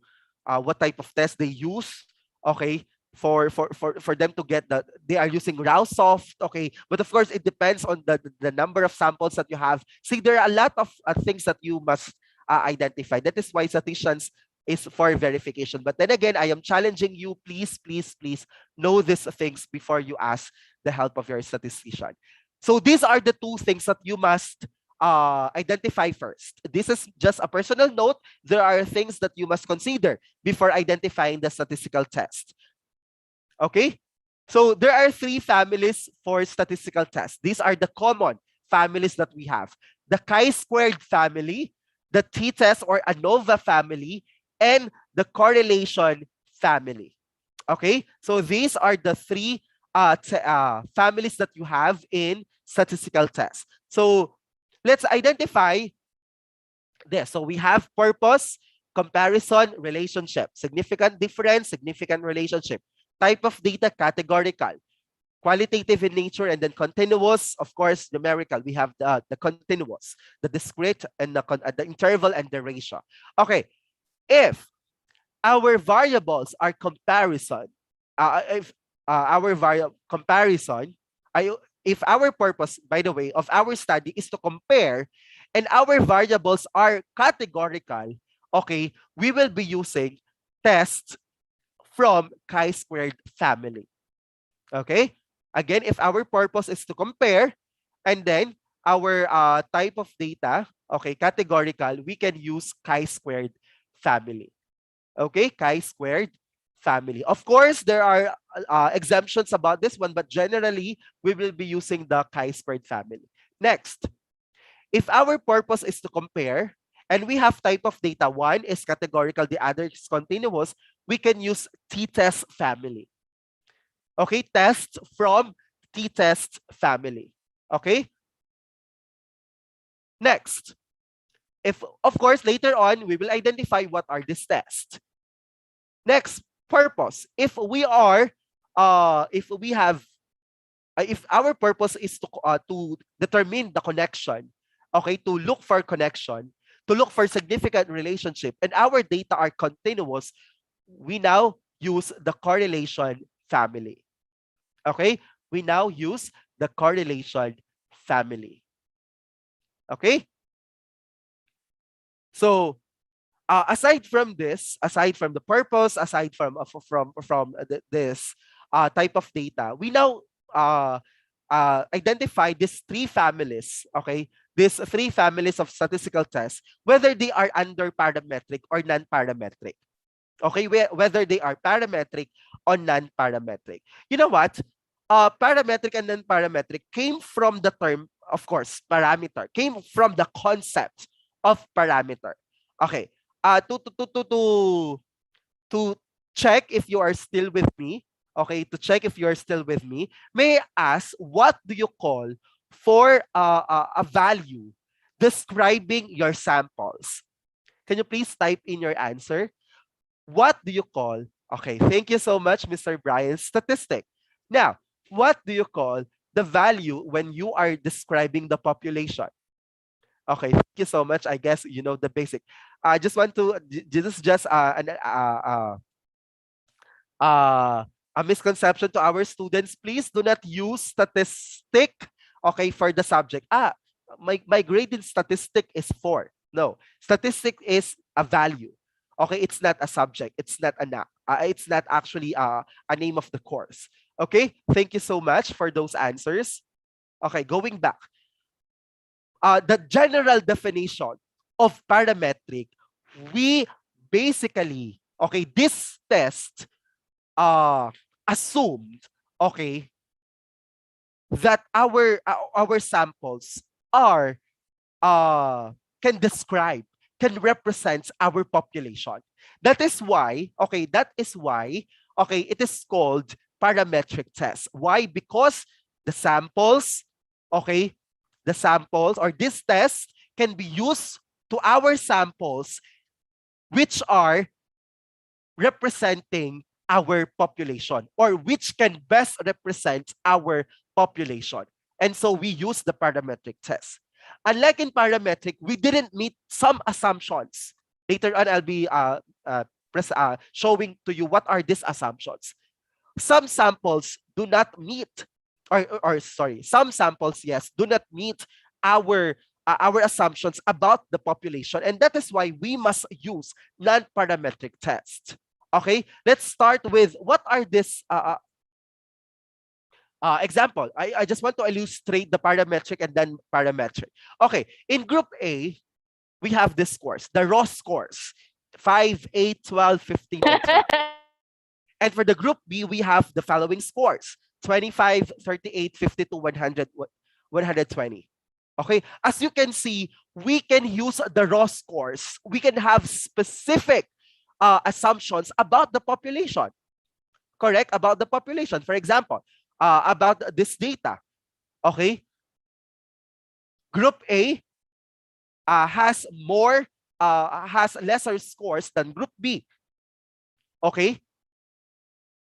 Group B, as you can see, are much higher than Group A. Okay, you can see the difference. Can you are you getting my point? You can see the difference. Okay, that is why in terms of specificity, okay, parametric test is much more useful, okay, or significant in terms of course, in terms of giving the values, the statistic. Unlike in non-parametric, what you can see, what do you see rather?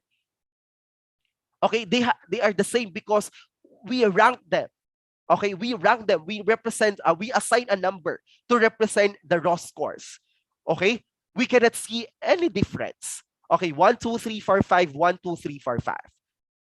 Okay, so that is basically the illustration of parametric and non-parametric tests. Okay, parametric tests and non-parametric of tests, of course, they came from random independent samples. Of course, that is one thing that we must do to randomly determine our samples, and they must be independent to one another, and they must be independent, okay, to of course, to the efficacy of our variables, to the characteristics of our variables, characteristic of our problem itself, both parametric and non-parametric. Parametric tests are more powerful.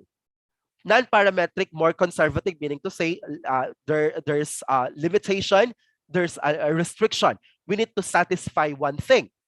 Okay, we need to utilize one particular test before we use this particular test. We have to, for example, in parametric tests, we will be using the raw scores. In non-parametric tests, we need to do something, and that is to rank them. And that is basically the reason why it is more conservative. Less likely than non-parametric to make a type 2 error. And then for non-parametric, less statistical power. Okay? Also, parametric test provides more reliable result. More reliable results than non-parametric tests. One, because the assumptions are met. The assumptions are met. What are these assumptions? The test of normality and the test of homogeneity. Okay? So, for you to be able to identify, and for you to be able to recognize the parametric test, okay, I'll be using parametric test. You have to identify the following. You have to make sure you meet the following. First, test of normality. Okay? Test of normality is one of the main assumptions of what they call this, that we need to meet in using parametric tests. And what do we mean by test of normality? We are just assuring, or we are assuring rather, we are assuring that our respondents or our samples are the best representatives of our population. Okay? They are the best representative of our respondents. We are using this one for we are using this test for you to be able to identify if your respondents or if your samples have the same shape and have the same properties, have the same characteristics. If they actually form a normal curve, or Gaussian curve, that's the second term, or that's the alternative term. So what do we mean? How do we test this one? How do we test normality? We have the Shapiro Wilk test and also the Kolmogorov-Smirnov test. Well, yes, they test the same, the normality, but then again, I myself would be encouraging you to use, okay, Shapiro Wilk test. Okay, why? Because it is more specific. It is more specific, okay, than Kolmogorov-Smirnov test, because of course there are a lot of factors that we utilize in Shapiro-Wilk test than the Kolmogorov-Smirnov test. But then again, they have the same result. They have the same result. Okay, but there is another test that we can use for normality, and that is the D'Agostino Pearson omnibus. D'Agostino Pearson omnibus. This time we are using p-value. We are using p-value, or this test will give you the p-value. Okay, and then from this p-value, we can now determine if, okay, our samples is successful with this normality or not. Of course, if our p-value is greater than 0.05, if that would be the set significance value that we have, of course, we accept the null hypothesis. Okay, we accept the null hypothesis. Therefore, that is our claim, and our claim is they have, we can create a normality curve. We can create a Gaussian curve. But of course, if our p-value is less than or equal to 0.05, okay, we fail, we reject the null hypothesis. Therefore, we cannot say that our test, okay, our samples would create a normality test. Okay, but you know what? Some statisticians would suggest for you to not to change your variables at all, but to transform your variables. And there are tests that you would do to transform your variables to come up with this Gaussian curve. But of course, there is that is another conversation, and I still need to practice myself on how to do that. Okay, because I myself is not allowing to change the variables, because these are the pieces of evidence that I have gathered from my questionnaire, or from my gathering of data. Okay, this the second one is, for us to use parametric tests, we have to pass the test of homogeneity. To pass the test of homogeneity. What do we mean by test of homogeneity? Okay, by the way, the other test for normality, aside from Shapiro, Wilk, Kolmogorov, Smirnov, or the Agostino Pearson omnibus, we can also use graphical tests or analysis of graphs. Okay, which are the QQ plot, or the quartile plot, or should I say the frequency distribution, or the histogram. You can use these two. Sorry, I need to. Okay. You can also use analysis of graphs for you to determine the normality of your samples. Okay. The next would be the test of homogeneity. What do we mean by tests of homogeneity? For tests of homogeneity, we are basically assessing the equality of variances for a variable. Okay. Of course, it's very important that we have. Of course, if in normality, okay, we can actually standardize. Okay, we can actually assume that we have a standardized variance or interval from the scores of our students. Okay, because they have the same measure of spreadness, the same measure of scatteredness. Okay, and for us to be able to test the homogeneity of our samples, we can use the Levene's test.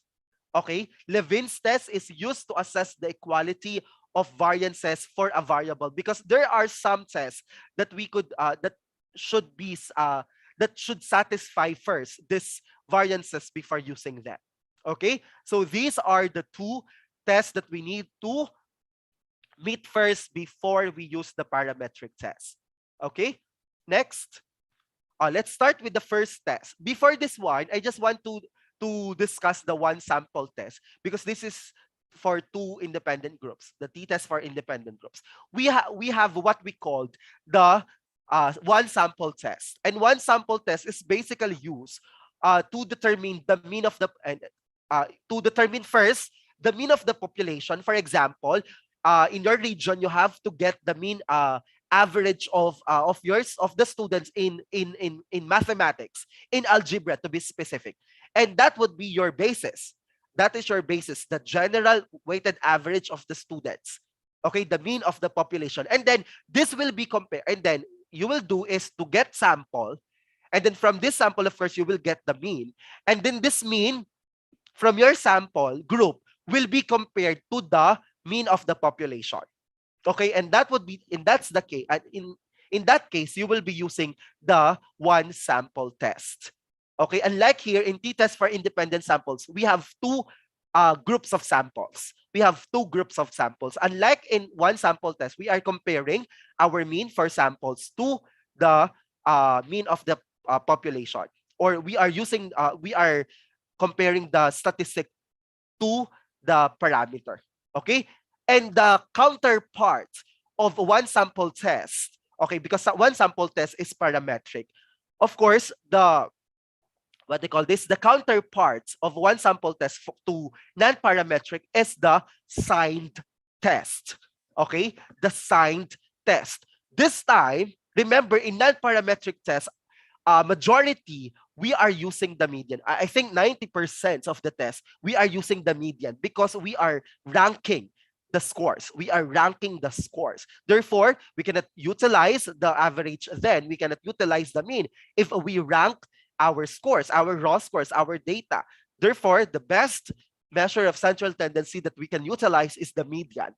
Okay, it's the median. Therefore, in sign test, we have to get the median of the population and then get samples from the population, get the median of the samples, and then compare the median of the samples from the median of the population. Our, of course, assumption should be, okay, to our assumption should be the mean of the sample in one sample test is equal to the mean of our population. Okay, of course, the median of our sample must be equal to the median of our population for us to determine, or for us to accept our claim or our null hypothesis. Okay, proceed tayo dito sa t-test for independent samples used to compare the means of two independent groups. As you can see, we have section A and section B. Okay, of course, as you can see, our data are scores, they are quantitative, and we are comparing. So we are in the family of t-tests. All throughout, for the first part, we are on the t-test family of statistical tests. Okay, we just have to compare section A and section B. Which is better? Section A, section B. Which has higher reliability? Section A, section B. So that is t-test for independent samples. The counterpart for this, for the non-parametric test, is the Mann-Whitney U-test. The Mann-Whitney U-test. Okay, all we have to do is to rank the scores. Will have 1, 2, 3, 4, 5, and 1, 2, 3, 4, 5.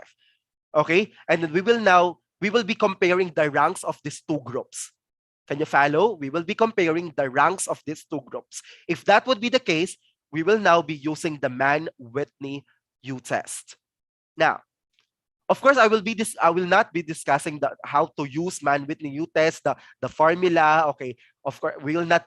I think 1 day is not enough. 1 day is not enough, or 2 hours is not enough. Okay.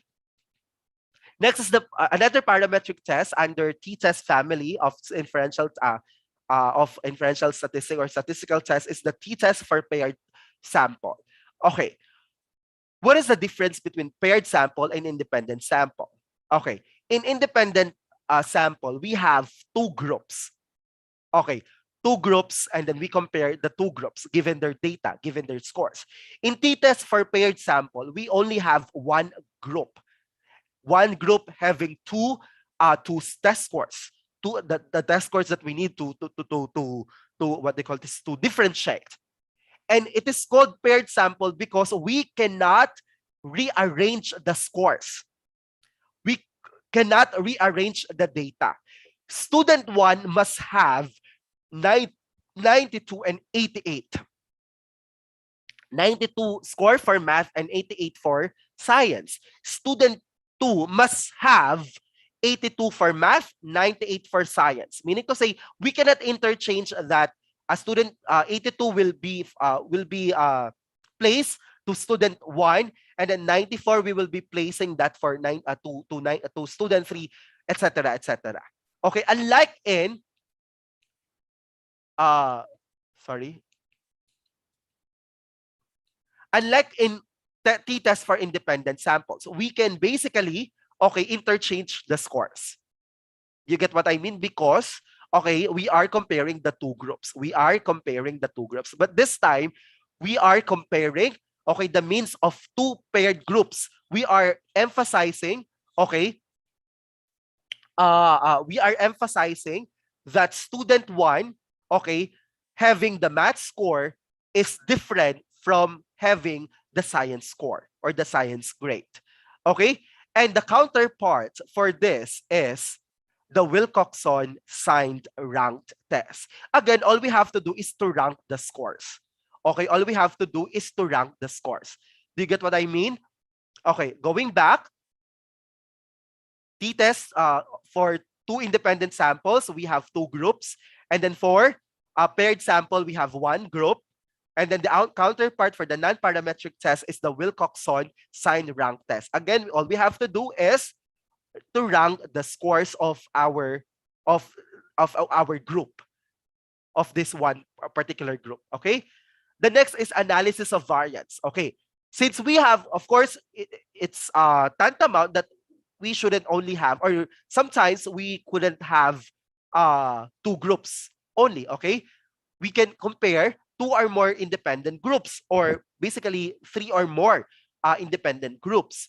Okay, we can use analysis of variance. Why two or more groups? Because analysis of variance can be utilized if we have two groups. But then again, of course, we have tests for two groups, and that is t-test for independent samples. And you will still get the same answer.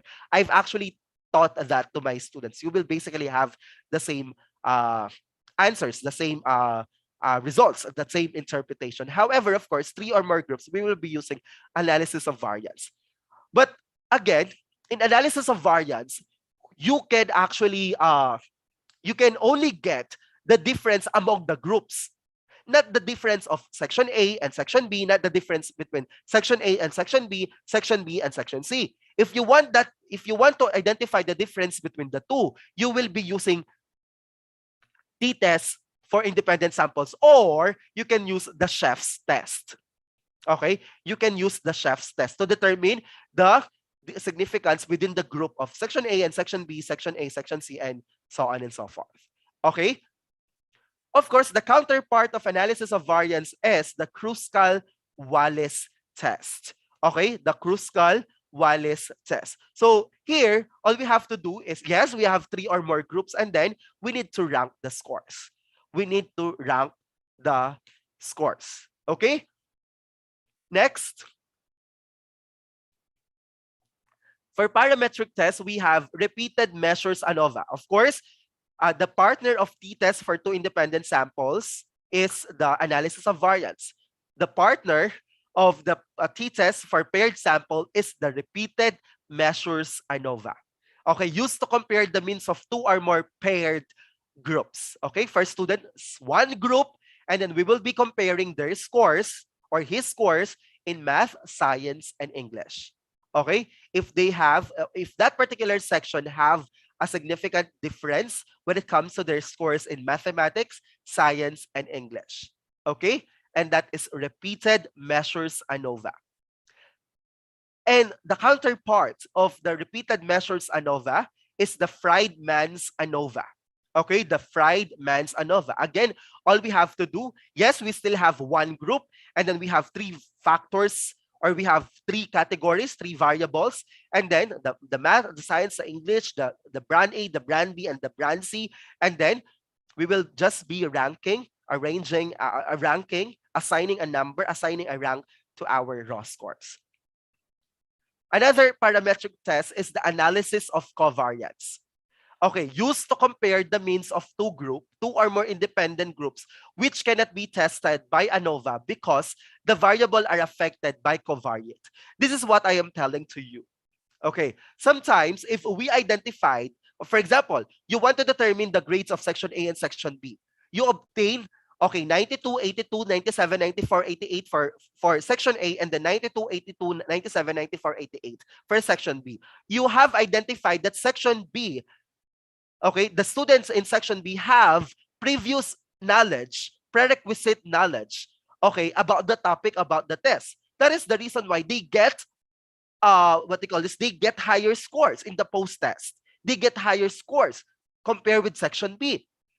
Therefore, there will be now the presence of the covariance, or a factor of variable, maybe extraneous variable, confounding variable, or control variable. Okay? So, what are, for you to be able to identify that, you will be using analysis of variance, covariance. And in analysis of covariance, you have to identify, okay, they have the same, okay, they have the same, what they call this? You need to address first their pretest, or you need to address first their features, their properties. Okay, what particular variable affects that one, and you need to address that. That is the reason why in analysis of variance, we will be including the pretest and the post-test scores. Okay, we will be including the pretest and the post-test scores in our formula or in our software. Okay, and we have extended analysis of covariance, and that extended analysis of covariance is what we call the multiple analysis of covariance, or the MANCOVA. Okay, the MANCOVA. Okay, so this is basically used for an extension of analysis of covariance. For example, do the various school assessments vary by grade levels after controlling their gender? Okay, so we have three or more, what they call this, three groups, for example, three sections, three grade levels. Another is, do the rates of graduation among certain state universities differ by the degree type after controlling for tuition cost? Okay, so these are examples of MANCOVA, okay, or the extended test that we are using in analysis of covariance. Of course, to simply discuss this one, MANCOVA has three or more groups. Compared with analysis of covariance, we have only two. Okay, next will be the chi-square test of independence. Actually, we have three types of chi-square tests: the test of goodness fit, the test of homogeneity, and the of uh, test of independence. But again, the most common test that we are using in chi-square is the test of independence. This is one sample test of independence is different from the test of homogeneity. The sample used in this test consists of members randomly drawn from the same population. This test is used to look into whether measures taken on two criterion variables are either independent or associated with one in a given population. For example, we want to determine, okay, the significant difference between the voting preferences of the male and female. Basically, in chi-square test, we are what they call this.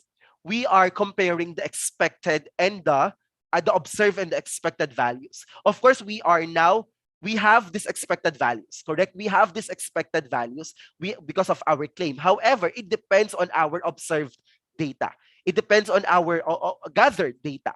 Okay, it depends on our gathered data. That is why in computing for the chi-square test, we need to deal with the expected values. For example, our observed values are 200 and 250, and then we have to add another column for the expected value. And of course, there is a process on how to get the values for that. Okay, Another example is, for example, we have 90 individuals, males and females, were given a test in psychomotor skills, and their scores were classified into high and low using the chi-square test of independence at 0.05 level of significance. The table is shown as follow. Okay, do we have a significant actually chi-square can be a significant relationship or significant difference. Okay, significant difference or significant relationship, because there are uh chi-square tests, or there are chi-square tests which are uh categorized, which are correlational tests which are categorized by the characteristic of chi-square. For example, the gamma coefficient, the phi coefficient, the odds and the odds ratio, and the relative risk, and so forth. Okay. Next is the Pearson's product moment correlation. This is the last family that we have, used to measure the strength of the relationship of the two continuous variables. For example, you want to determine the relationship between the academic scores or academic performance of the students, if you are pertaining to grades, and the number of absences they have. Okay? The stronger the association of the two variables, the closer the Pearson correlation coefficient R will be to either +1 or -1, depending on whether the relationship is positive or negative, or respectively. Of course, okay, this is another misconception of the students. If they obtain a positive value, they actually uh, mention that there is a relationship between the variables, between your variables. By the way, in Pearson product moment correlation, okay, we only have two variables. We only have two variables. At the same time, they must have two equal number of respondents. Each group, okay, each group must have each variables must have the same number of data or responses, okay, before utilizing Pearson. Unlike in t-tests, in comparison, okay, you can actually have a different number of samples, but of course not too far from one another. Okay, going back to the misconception of the students, if they obtain what they call this, a positive value, they mentioned that they agreed or they claim that there is a relationship between the two variables. When they obtain a negative variable, they say that there is no significant relationship between the two. That is wrong. Okay, that is misconstrued. Okay, why? Because if it is positive, okay, meaning to say there is a positive relationship. If one increases, the other one increases. If one decreases, the other one decreases. Okay? And a negative Pearson correlation coefficient, or R, meaning to say you have a negative relationship. If one increases, the other one decreases, and vice versa. Okay? And this is different from, for example, the anxiety score and the work hours. All you have to do is to determine the relationship. You are not assessing, by the way, in Pearson R, you are just identifying the relationship. Okay? You are just identifying the relationship, whether it is positive, whether it is negative, high positive, low negative. But then again, we still have another test for correlation, the linear and also the multiple linear regression. Also, we have the logistic. But then again, linear is most used, or the multiple linear regression. Okay, for linear regression, we are identifying the strength. Okay, we are identifying we can predict what will happen. Okay, what will happen? Yes, there is a relationship. It is established already.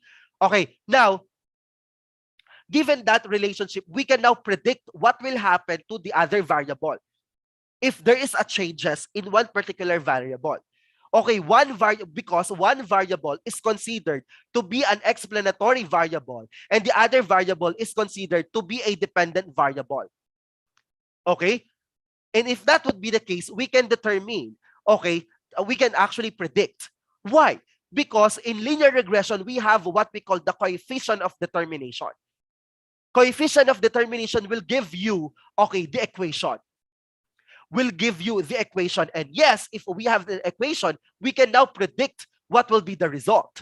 And since it is an equation, okay, we have the value of y. Relating this to function, okay, y is notated as f of x, correct? And since f of x is equal to y, whatever value that you will be writing, that inputting to X, there will be a changes to Y. Therefore, you can predict.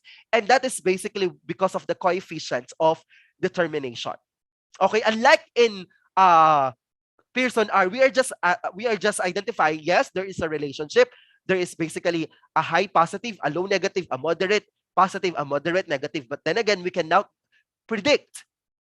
Okay, we cannot predict what will happen, okay, to our dependent variable, unlike in linear regression. Of course, in multiple regression, in linear regression, we only have one single predictor. Okay, one single predictor. Unlike, of course, one single predictor will lead to one result, one dependent outcome. However, in multiple linear regression, we are basically identifying other multiple predictors. Okay, multiple predictors, multiple factors that we need to include for us to get this particular y. Okay, or particular change in our outcome. Okay. This is just a difference of the, it's 11:50, I think. Okay, this will be the last, okay, part of my presentation, the reliability versus validity. It's very important for us also to identify this one as part of the research tools. Okay, the test for reliability and the test for validity. Of course, for reliability, what does it tell you? For reliability, the extent to which the results can be reproduced. Okay, if for example, you pass the reliability test, okay, you can recommend that this particular a study, okay, can be used to other sets, the same process. Okay, because you can also use this particular data, okay, to another set. Okay, repeated under the same conditions, of course. Validity, the extent to which the results really measure what they are supposed to measure. This is basically pertaining to the questionnaire that you have. Okay, this is basically pertaining to the questionnaire that you have. Okay, tests of reliability and tests of validity are most commonly used tests for our questionnaire, for our instruments. Of course, these instruments, okay, will be our foundation in determining our data. Of course, whatever results, whatever gathered data will be coming from our instruments. Therefore, the data, the questionnaires or the questions written there must pass the reliability and validity test. How is it assessed? For reliability, we have by checking the consistency of results across time, across different observers, and across parts of the test itself. I'll be giving you some of the tests that we can use in reliability. And in validity, by checking how well the results correspond to established theories, other measures of the same concept. How do they relate? A reliable measurement is not always valid. Yes, you will get the same results. You can get the same results, but we cannot say that it's valid because I guess, yes, you have the same results, but they are not valid. They are incorrect results. But a valid measurement is generally reliable. If a test produces accurate results, they should be reproducible. That's tantamount, that's obvious. Okay? So these are the tests that we can use. Number one is the test of reliability. Okay? For test of reliability, okay, this consistency for a while, I think, okay. For test of reliability, the first is the test and retest. Okay, the consistency of a measure across time, do you get the same results when you repeat the measurement? Or do you get the same result when you repeat the same measurement? Okay, for example, a group of participants complete the questionnaire designed to measure personality traits. If they repeat the questionnaire days, weeks, or months apart and give the same answer, that indicates high test retest reliability. Did you get that? Okay, same group of people, you give the same result, you give the same test with interval, of course, with interval period, and then if they get the same result, they have high test retest reliability. Second, the inter-rater. Okay, inter-rater based on assessment criteria checklist. 5 examiners submit substantially different results. The consistency of a measure across raters of observers. That's actually the inter-rater. Do you get the same results when you give this particular tests to different people. For example, based on an assessment criteria checklist, 5 examiners submit substantially different results for the same student project. This indicates that the assessment checklist has low inter-rater reliability. Okay, because they have different rating when in a particular project, a particular student project. For example, because the criteria are too subjective. Okay, it depends on the personality of the what do you call this, of the examiner, of the panelist, of the checker. Okay, so we have also what we call the internal consistency, the consistency of the measurement itself. Do you get the same results from different parts of a test that are designed to measure the same thing? I repeat, do you get the same results from different parts of a test that are designed to measure the same thing? For example, you design a questionnaire to measure self-esteem. If you randomly split the results into two halves, there should be a strong correlation between the two sets of results, okay? For us to check the internal consistency. If the two results are very different, this indicates low internal consistency. Okay? Can you follow? Okay, let's have this test of reliability, two tests of reliability. We have what we called the Kuders-Richardson's formula, or the K20 and the K21. Okay, formula KR20, KR21. Okay, and the Cronbach's alpha. Of course, it would be my suggestion. Again, they will get the same result, but then again, there are restrictions. Not all type of tests we can use the following. Okay, but unlike in Cronbach's alpha, it will be I would be encouraging you more to use this one, because all types of questionnaires we can utilize such. For example, in K21, okay, can be used only if it can be assumed that the items are of equal difficulty. If you sorry, if the test or of the items in the test have the same difficulty, then we can use the KR21. If we cannot assume that they have the same or equal difficulty, it's complicated for us to identify that one, we can use K20, KR20. Okay, KR20, or the Kuders-Richardson's formula. Okay, you can actually again, I can teach this one. Okay, if you allow me. Okay, sometime around. Okay, but Cronbach's, okay, Cronbach's can be useful whether we cannot identify if the difficulty is the same or not. Okay, this Kuders-Richardson's and Cronbach's alpha is for us to determine the reliability. Okay, the reliability of the test. Okay, next is the test of validity, the construct. The adherence of a measure to existing theory and knowledge of the concept being measured. Okay, so for example, a self-esteem questionnaire could be assessed by measuring other traits known or assumed to be related to the concept of self-esteem, such as social skills and optimism. Okay, strong correlation between the source of self-esteem and associated traits would indicate high construct validity.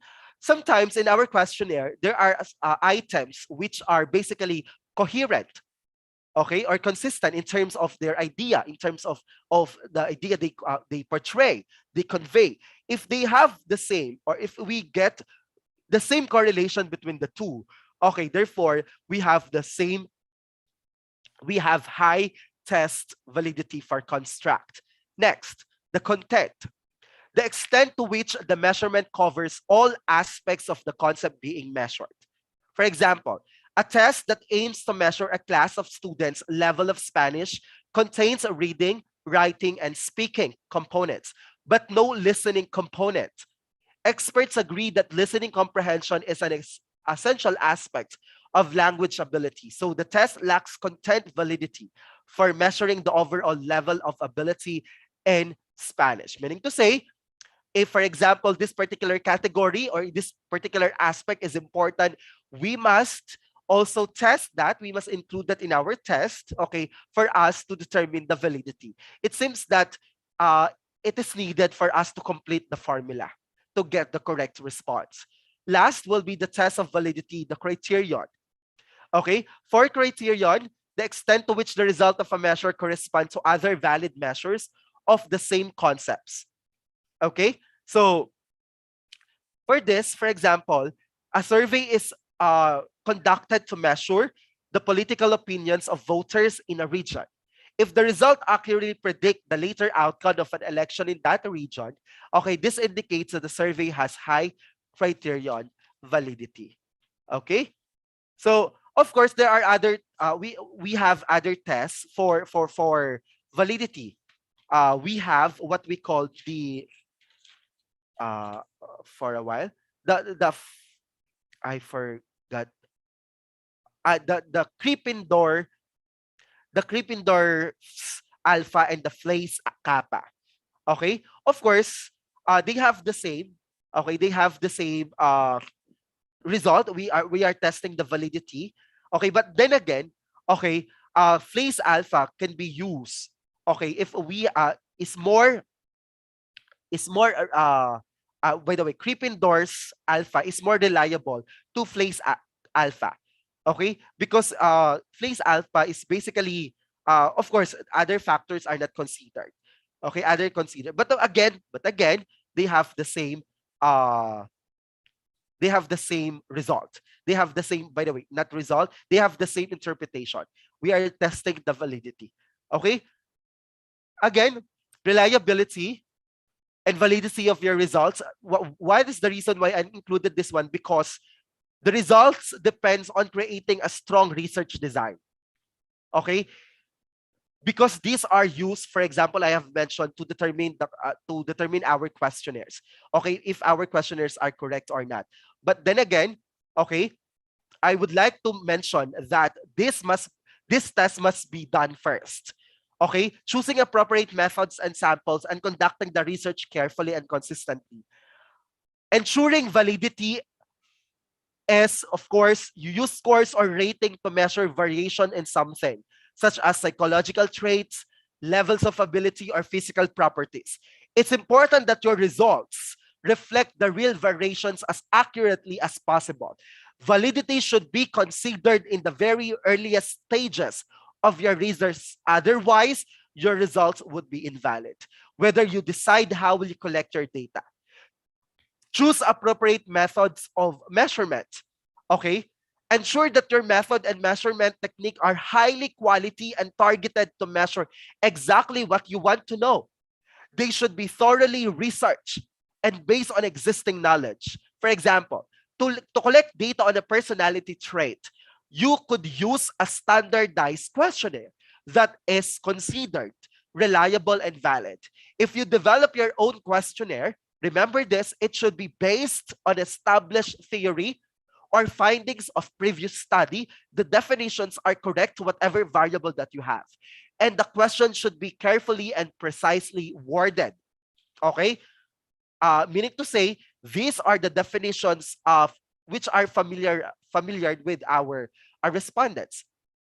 Second is use appropriate sampling methods to select your subjects rather, to produce valid generalizable results. Clearly define the population you are researching. For example, people from a specific age range, geographical location, or profession, because otherwise we have different for example, content validity. For example, in terms of telecommuting effectiveness of work right now, of course, teachers versus those people teaching in offices are more used to telecommuting. We can get effective results for valid results from offices, people working in offices, because they are used to use this type of setup rather than, for example, for the teachers. Okay, so we have to clearly define the population that we are researching to. Okay, Ensuring reliability, on the other hand, first is apply your methods consistently. Plan your method carefully to make sure you carry out the same steps in the same way for each measurement. Okay? Uh, for example, if you are conducting interviews or observations, clearly define how specific behaviors or responses will be counted and make sure questions are phrased the same way each time. That's possible. Otherwise, there would be a misunderstanding from our students. Second is standardize the conditions of your research. When you collect your data, keep the circumstances as consistent as possible to reduce the influence of external factors that might create variations in the results. For example, in an experimental setup, make sure all participants are given the same information and tested under the same conditions. Once again, these are the specific tests that I could share to you, with you, rather. Okay, some ideas, you will agree with the some ideas. Some ideas are not, because again, we have different, for example, in paper, we have different formats, we have different understanding with this, but what I have mentioned are basically the general uh, confirmation with the statistical test. Okay, research is formalized, curiosity, it is spoken in prying with a purpose. Once again, this is Mr. Alberto Dizon. Thank you for listening.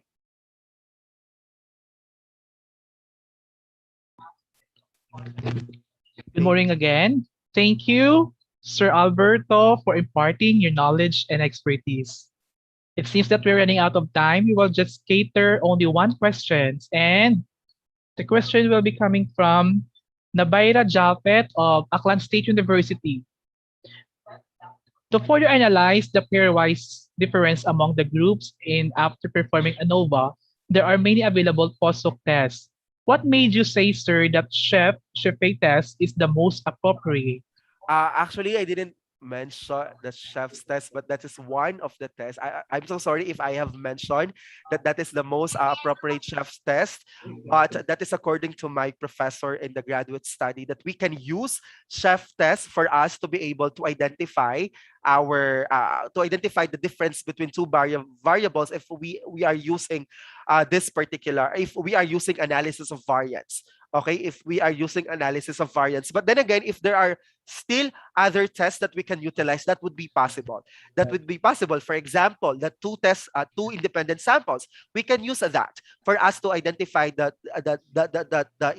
difference between two groups. Okay, because in ANOVA, just like what I have mentioned, we cannot determine the difference between two groups. We can just determining the difference among the groups. Okay, but again, if you want to have a comprehensive study to identify the difference between two groups, we can use chef's tests or other tests which are applicable. I'm so sorry, I cannot give more about this test. I only knew chef's test, or I could suggest you can use independent tests, two tests, because I did utilize that and we have the same results. Okay. Okay, Did I thank you, answer the sir. question? I hope Nabaira is now satisfied with your answer, sir. Thank you so much. Thank you. At this juncture, we are about to present the certificate of recognition to our guest speaker this morning. The citation reads, Philippine Institute of 21st Century Educators, in cooperation of International Alliance of Mathematics Teachers Incorporated, awards the certificate of recognition to Alberto M. Dizon, Masters of Arts in Education, for imparting his invaluable time, resources, and expertise as resource speaker on the topic Beyond the Imagination of Number, a discussion of appropriate usage of quantitative tools in research. During the conduct of National WebCon for the 21st Century Researchers and Educators with the theme Responding to the Challenges of Internationalization Amidst Difficult Times Through Research in the Academy. Accorded this 21st day of August 2021 via Zoom video conferencing, live streamed on PUMI YouTube channel, signed Ricky A. Kibinko, Math MLPT, WebCon Director, Jovic C. Rolepa Mile, National President of I Am Teachers, and Emmy Jan P. Indunila Palmani, MEd, LPT, National President of PICE 21. Congratulations and thank you, sir. Thank you so much once again. Thank you, my dear participants. I hope you continue to upskilling yourselves. Okay, because we need this. We need this for us to deliver much more to our students. I believe you are doing this. You are attending this training for you to improve yourself, and not only for personal reasons, but of course we care for our students. We care for our students. And thank you so much. Thank you so much. And thank you, Miss Emmy, a while back. And thank you, sir, our moderator. I didn't know, sir, your name. Sorry, sorry, sorry. Thank you for giving me opportunity or giving me this platform to share what I know about research. Thank you so much. It is always our pleasure, sir. So this time, may I request everyone now to kindly open our camera for a quick photo op. Show us your smile.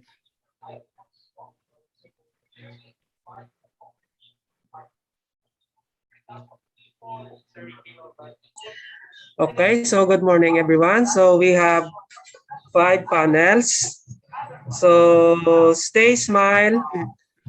Okay, di natin alam kung saan panel tayo. Smile lang ng smile. Okay, so sa panel number 1, so ready, 1, 2, 3, and smile. Okay, so panel number 2. So smile lang, 1, 2, 3, and smile. Okay, so panel number 3. 1, 2, 3, and smile. Panel number 4. 1, 2, 3, and smile. Number 5, last panel, 1, 2, 3, and smile. Okay, so thank you guys. Thank you once again to our participants, Thank you and please be very much, guided sir. on our evaluation link. And I would like also to remind everyone that our afternoon session will start at 2 p.m., but we will start accepting attendees at 1:30 in the afternoon. Stay safe, Thank you, everyone. sir. God bless and congratulations. Thank you. Bye-bye. Thank you, everyone. Thank you you Bye so notes to much. everyone. Thank you so Thank you, much. Sir Albert. Welcome. Thank Thank you, you. Sir Albert. Congratulations, Sir Charles. Congratulations. Thank you. Thank you, Sir Dizon. Welcome. Bon Thank you. appetit. Much. Happy lunch, everyone. Happy lunch, Sir Enjoy your Jeremy. lunch.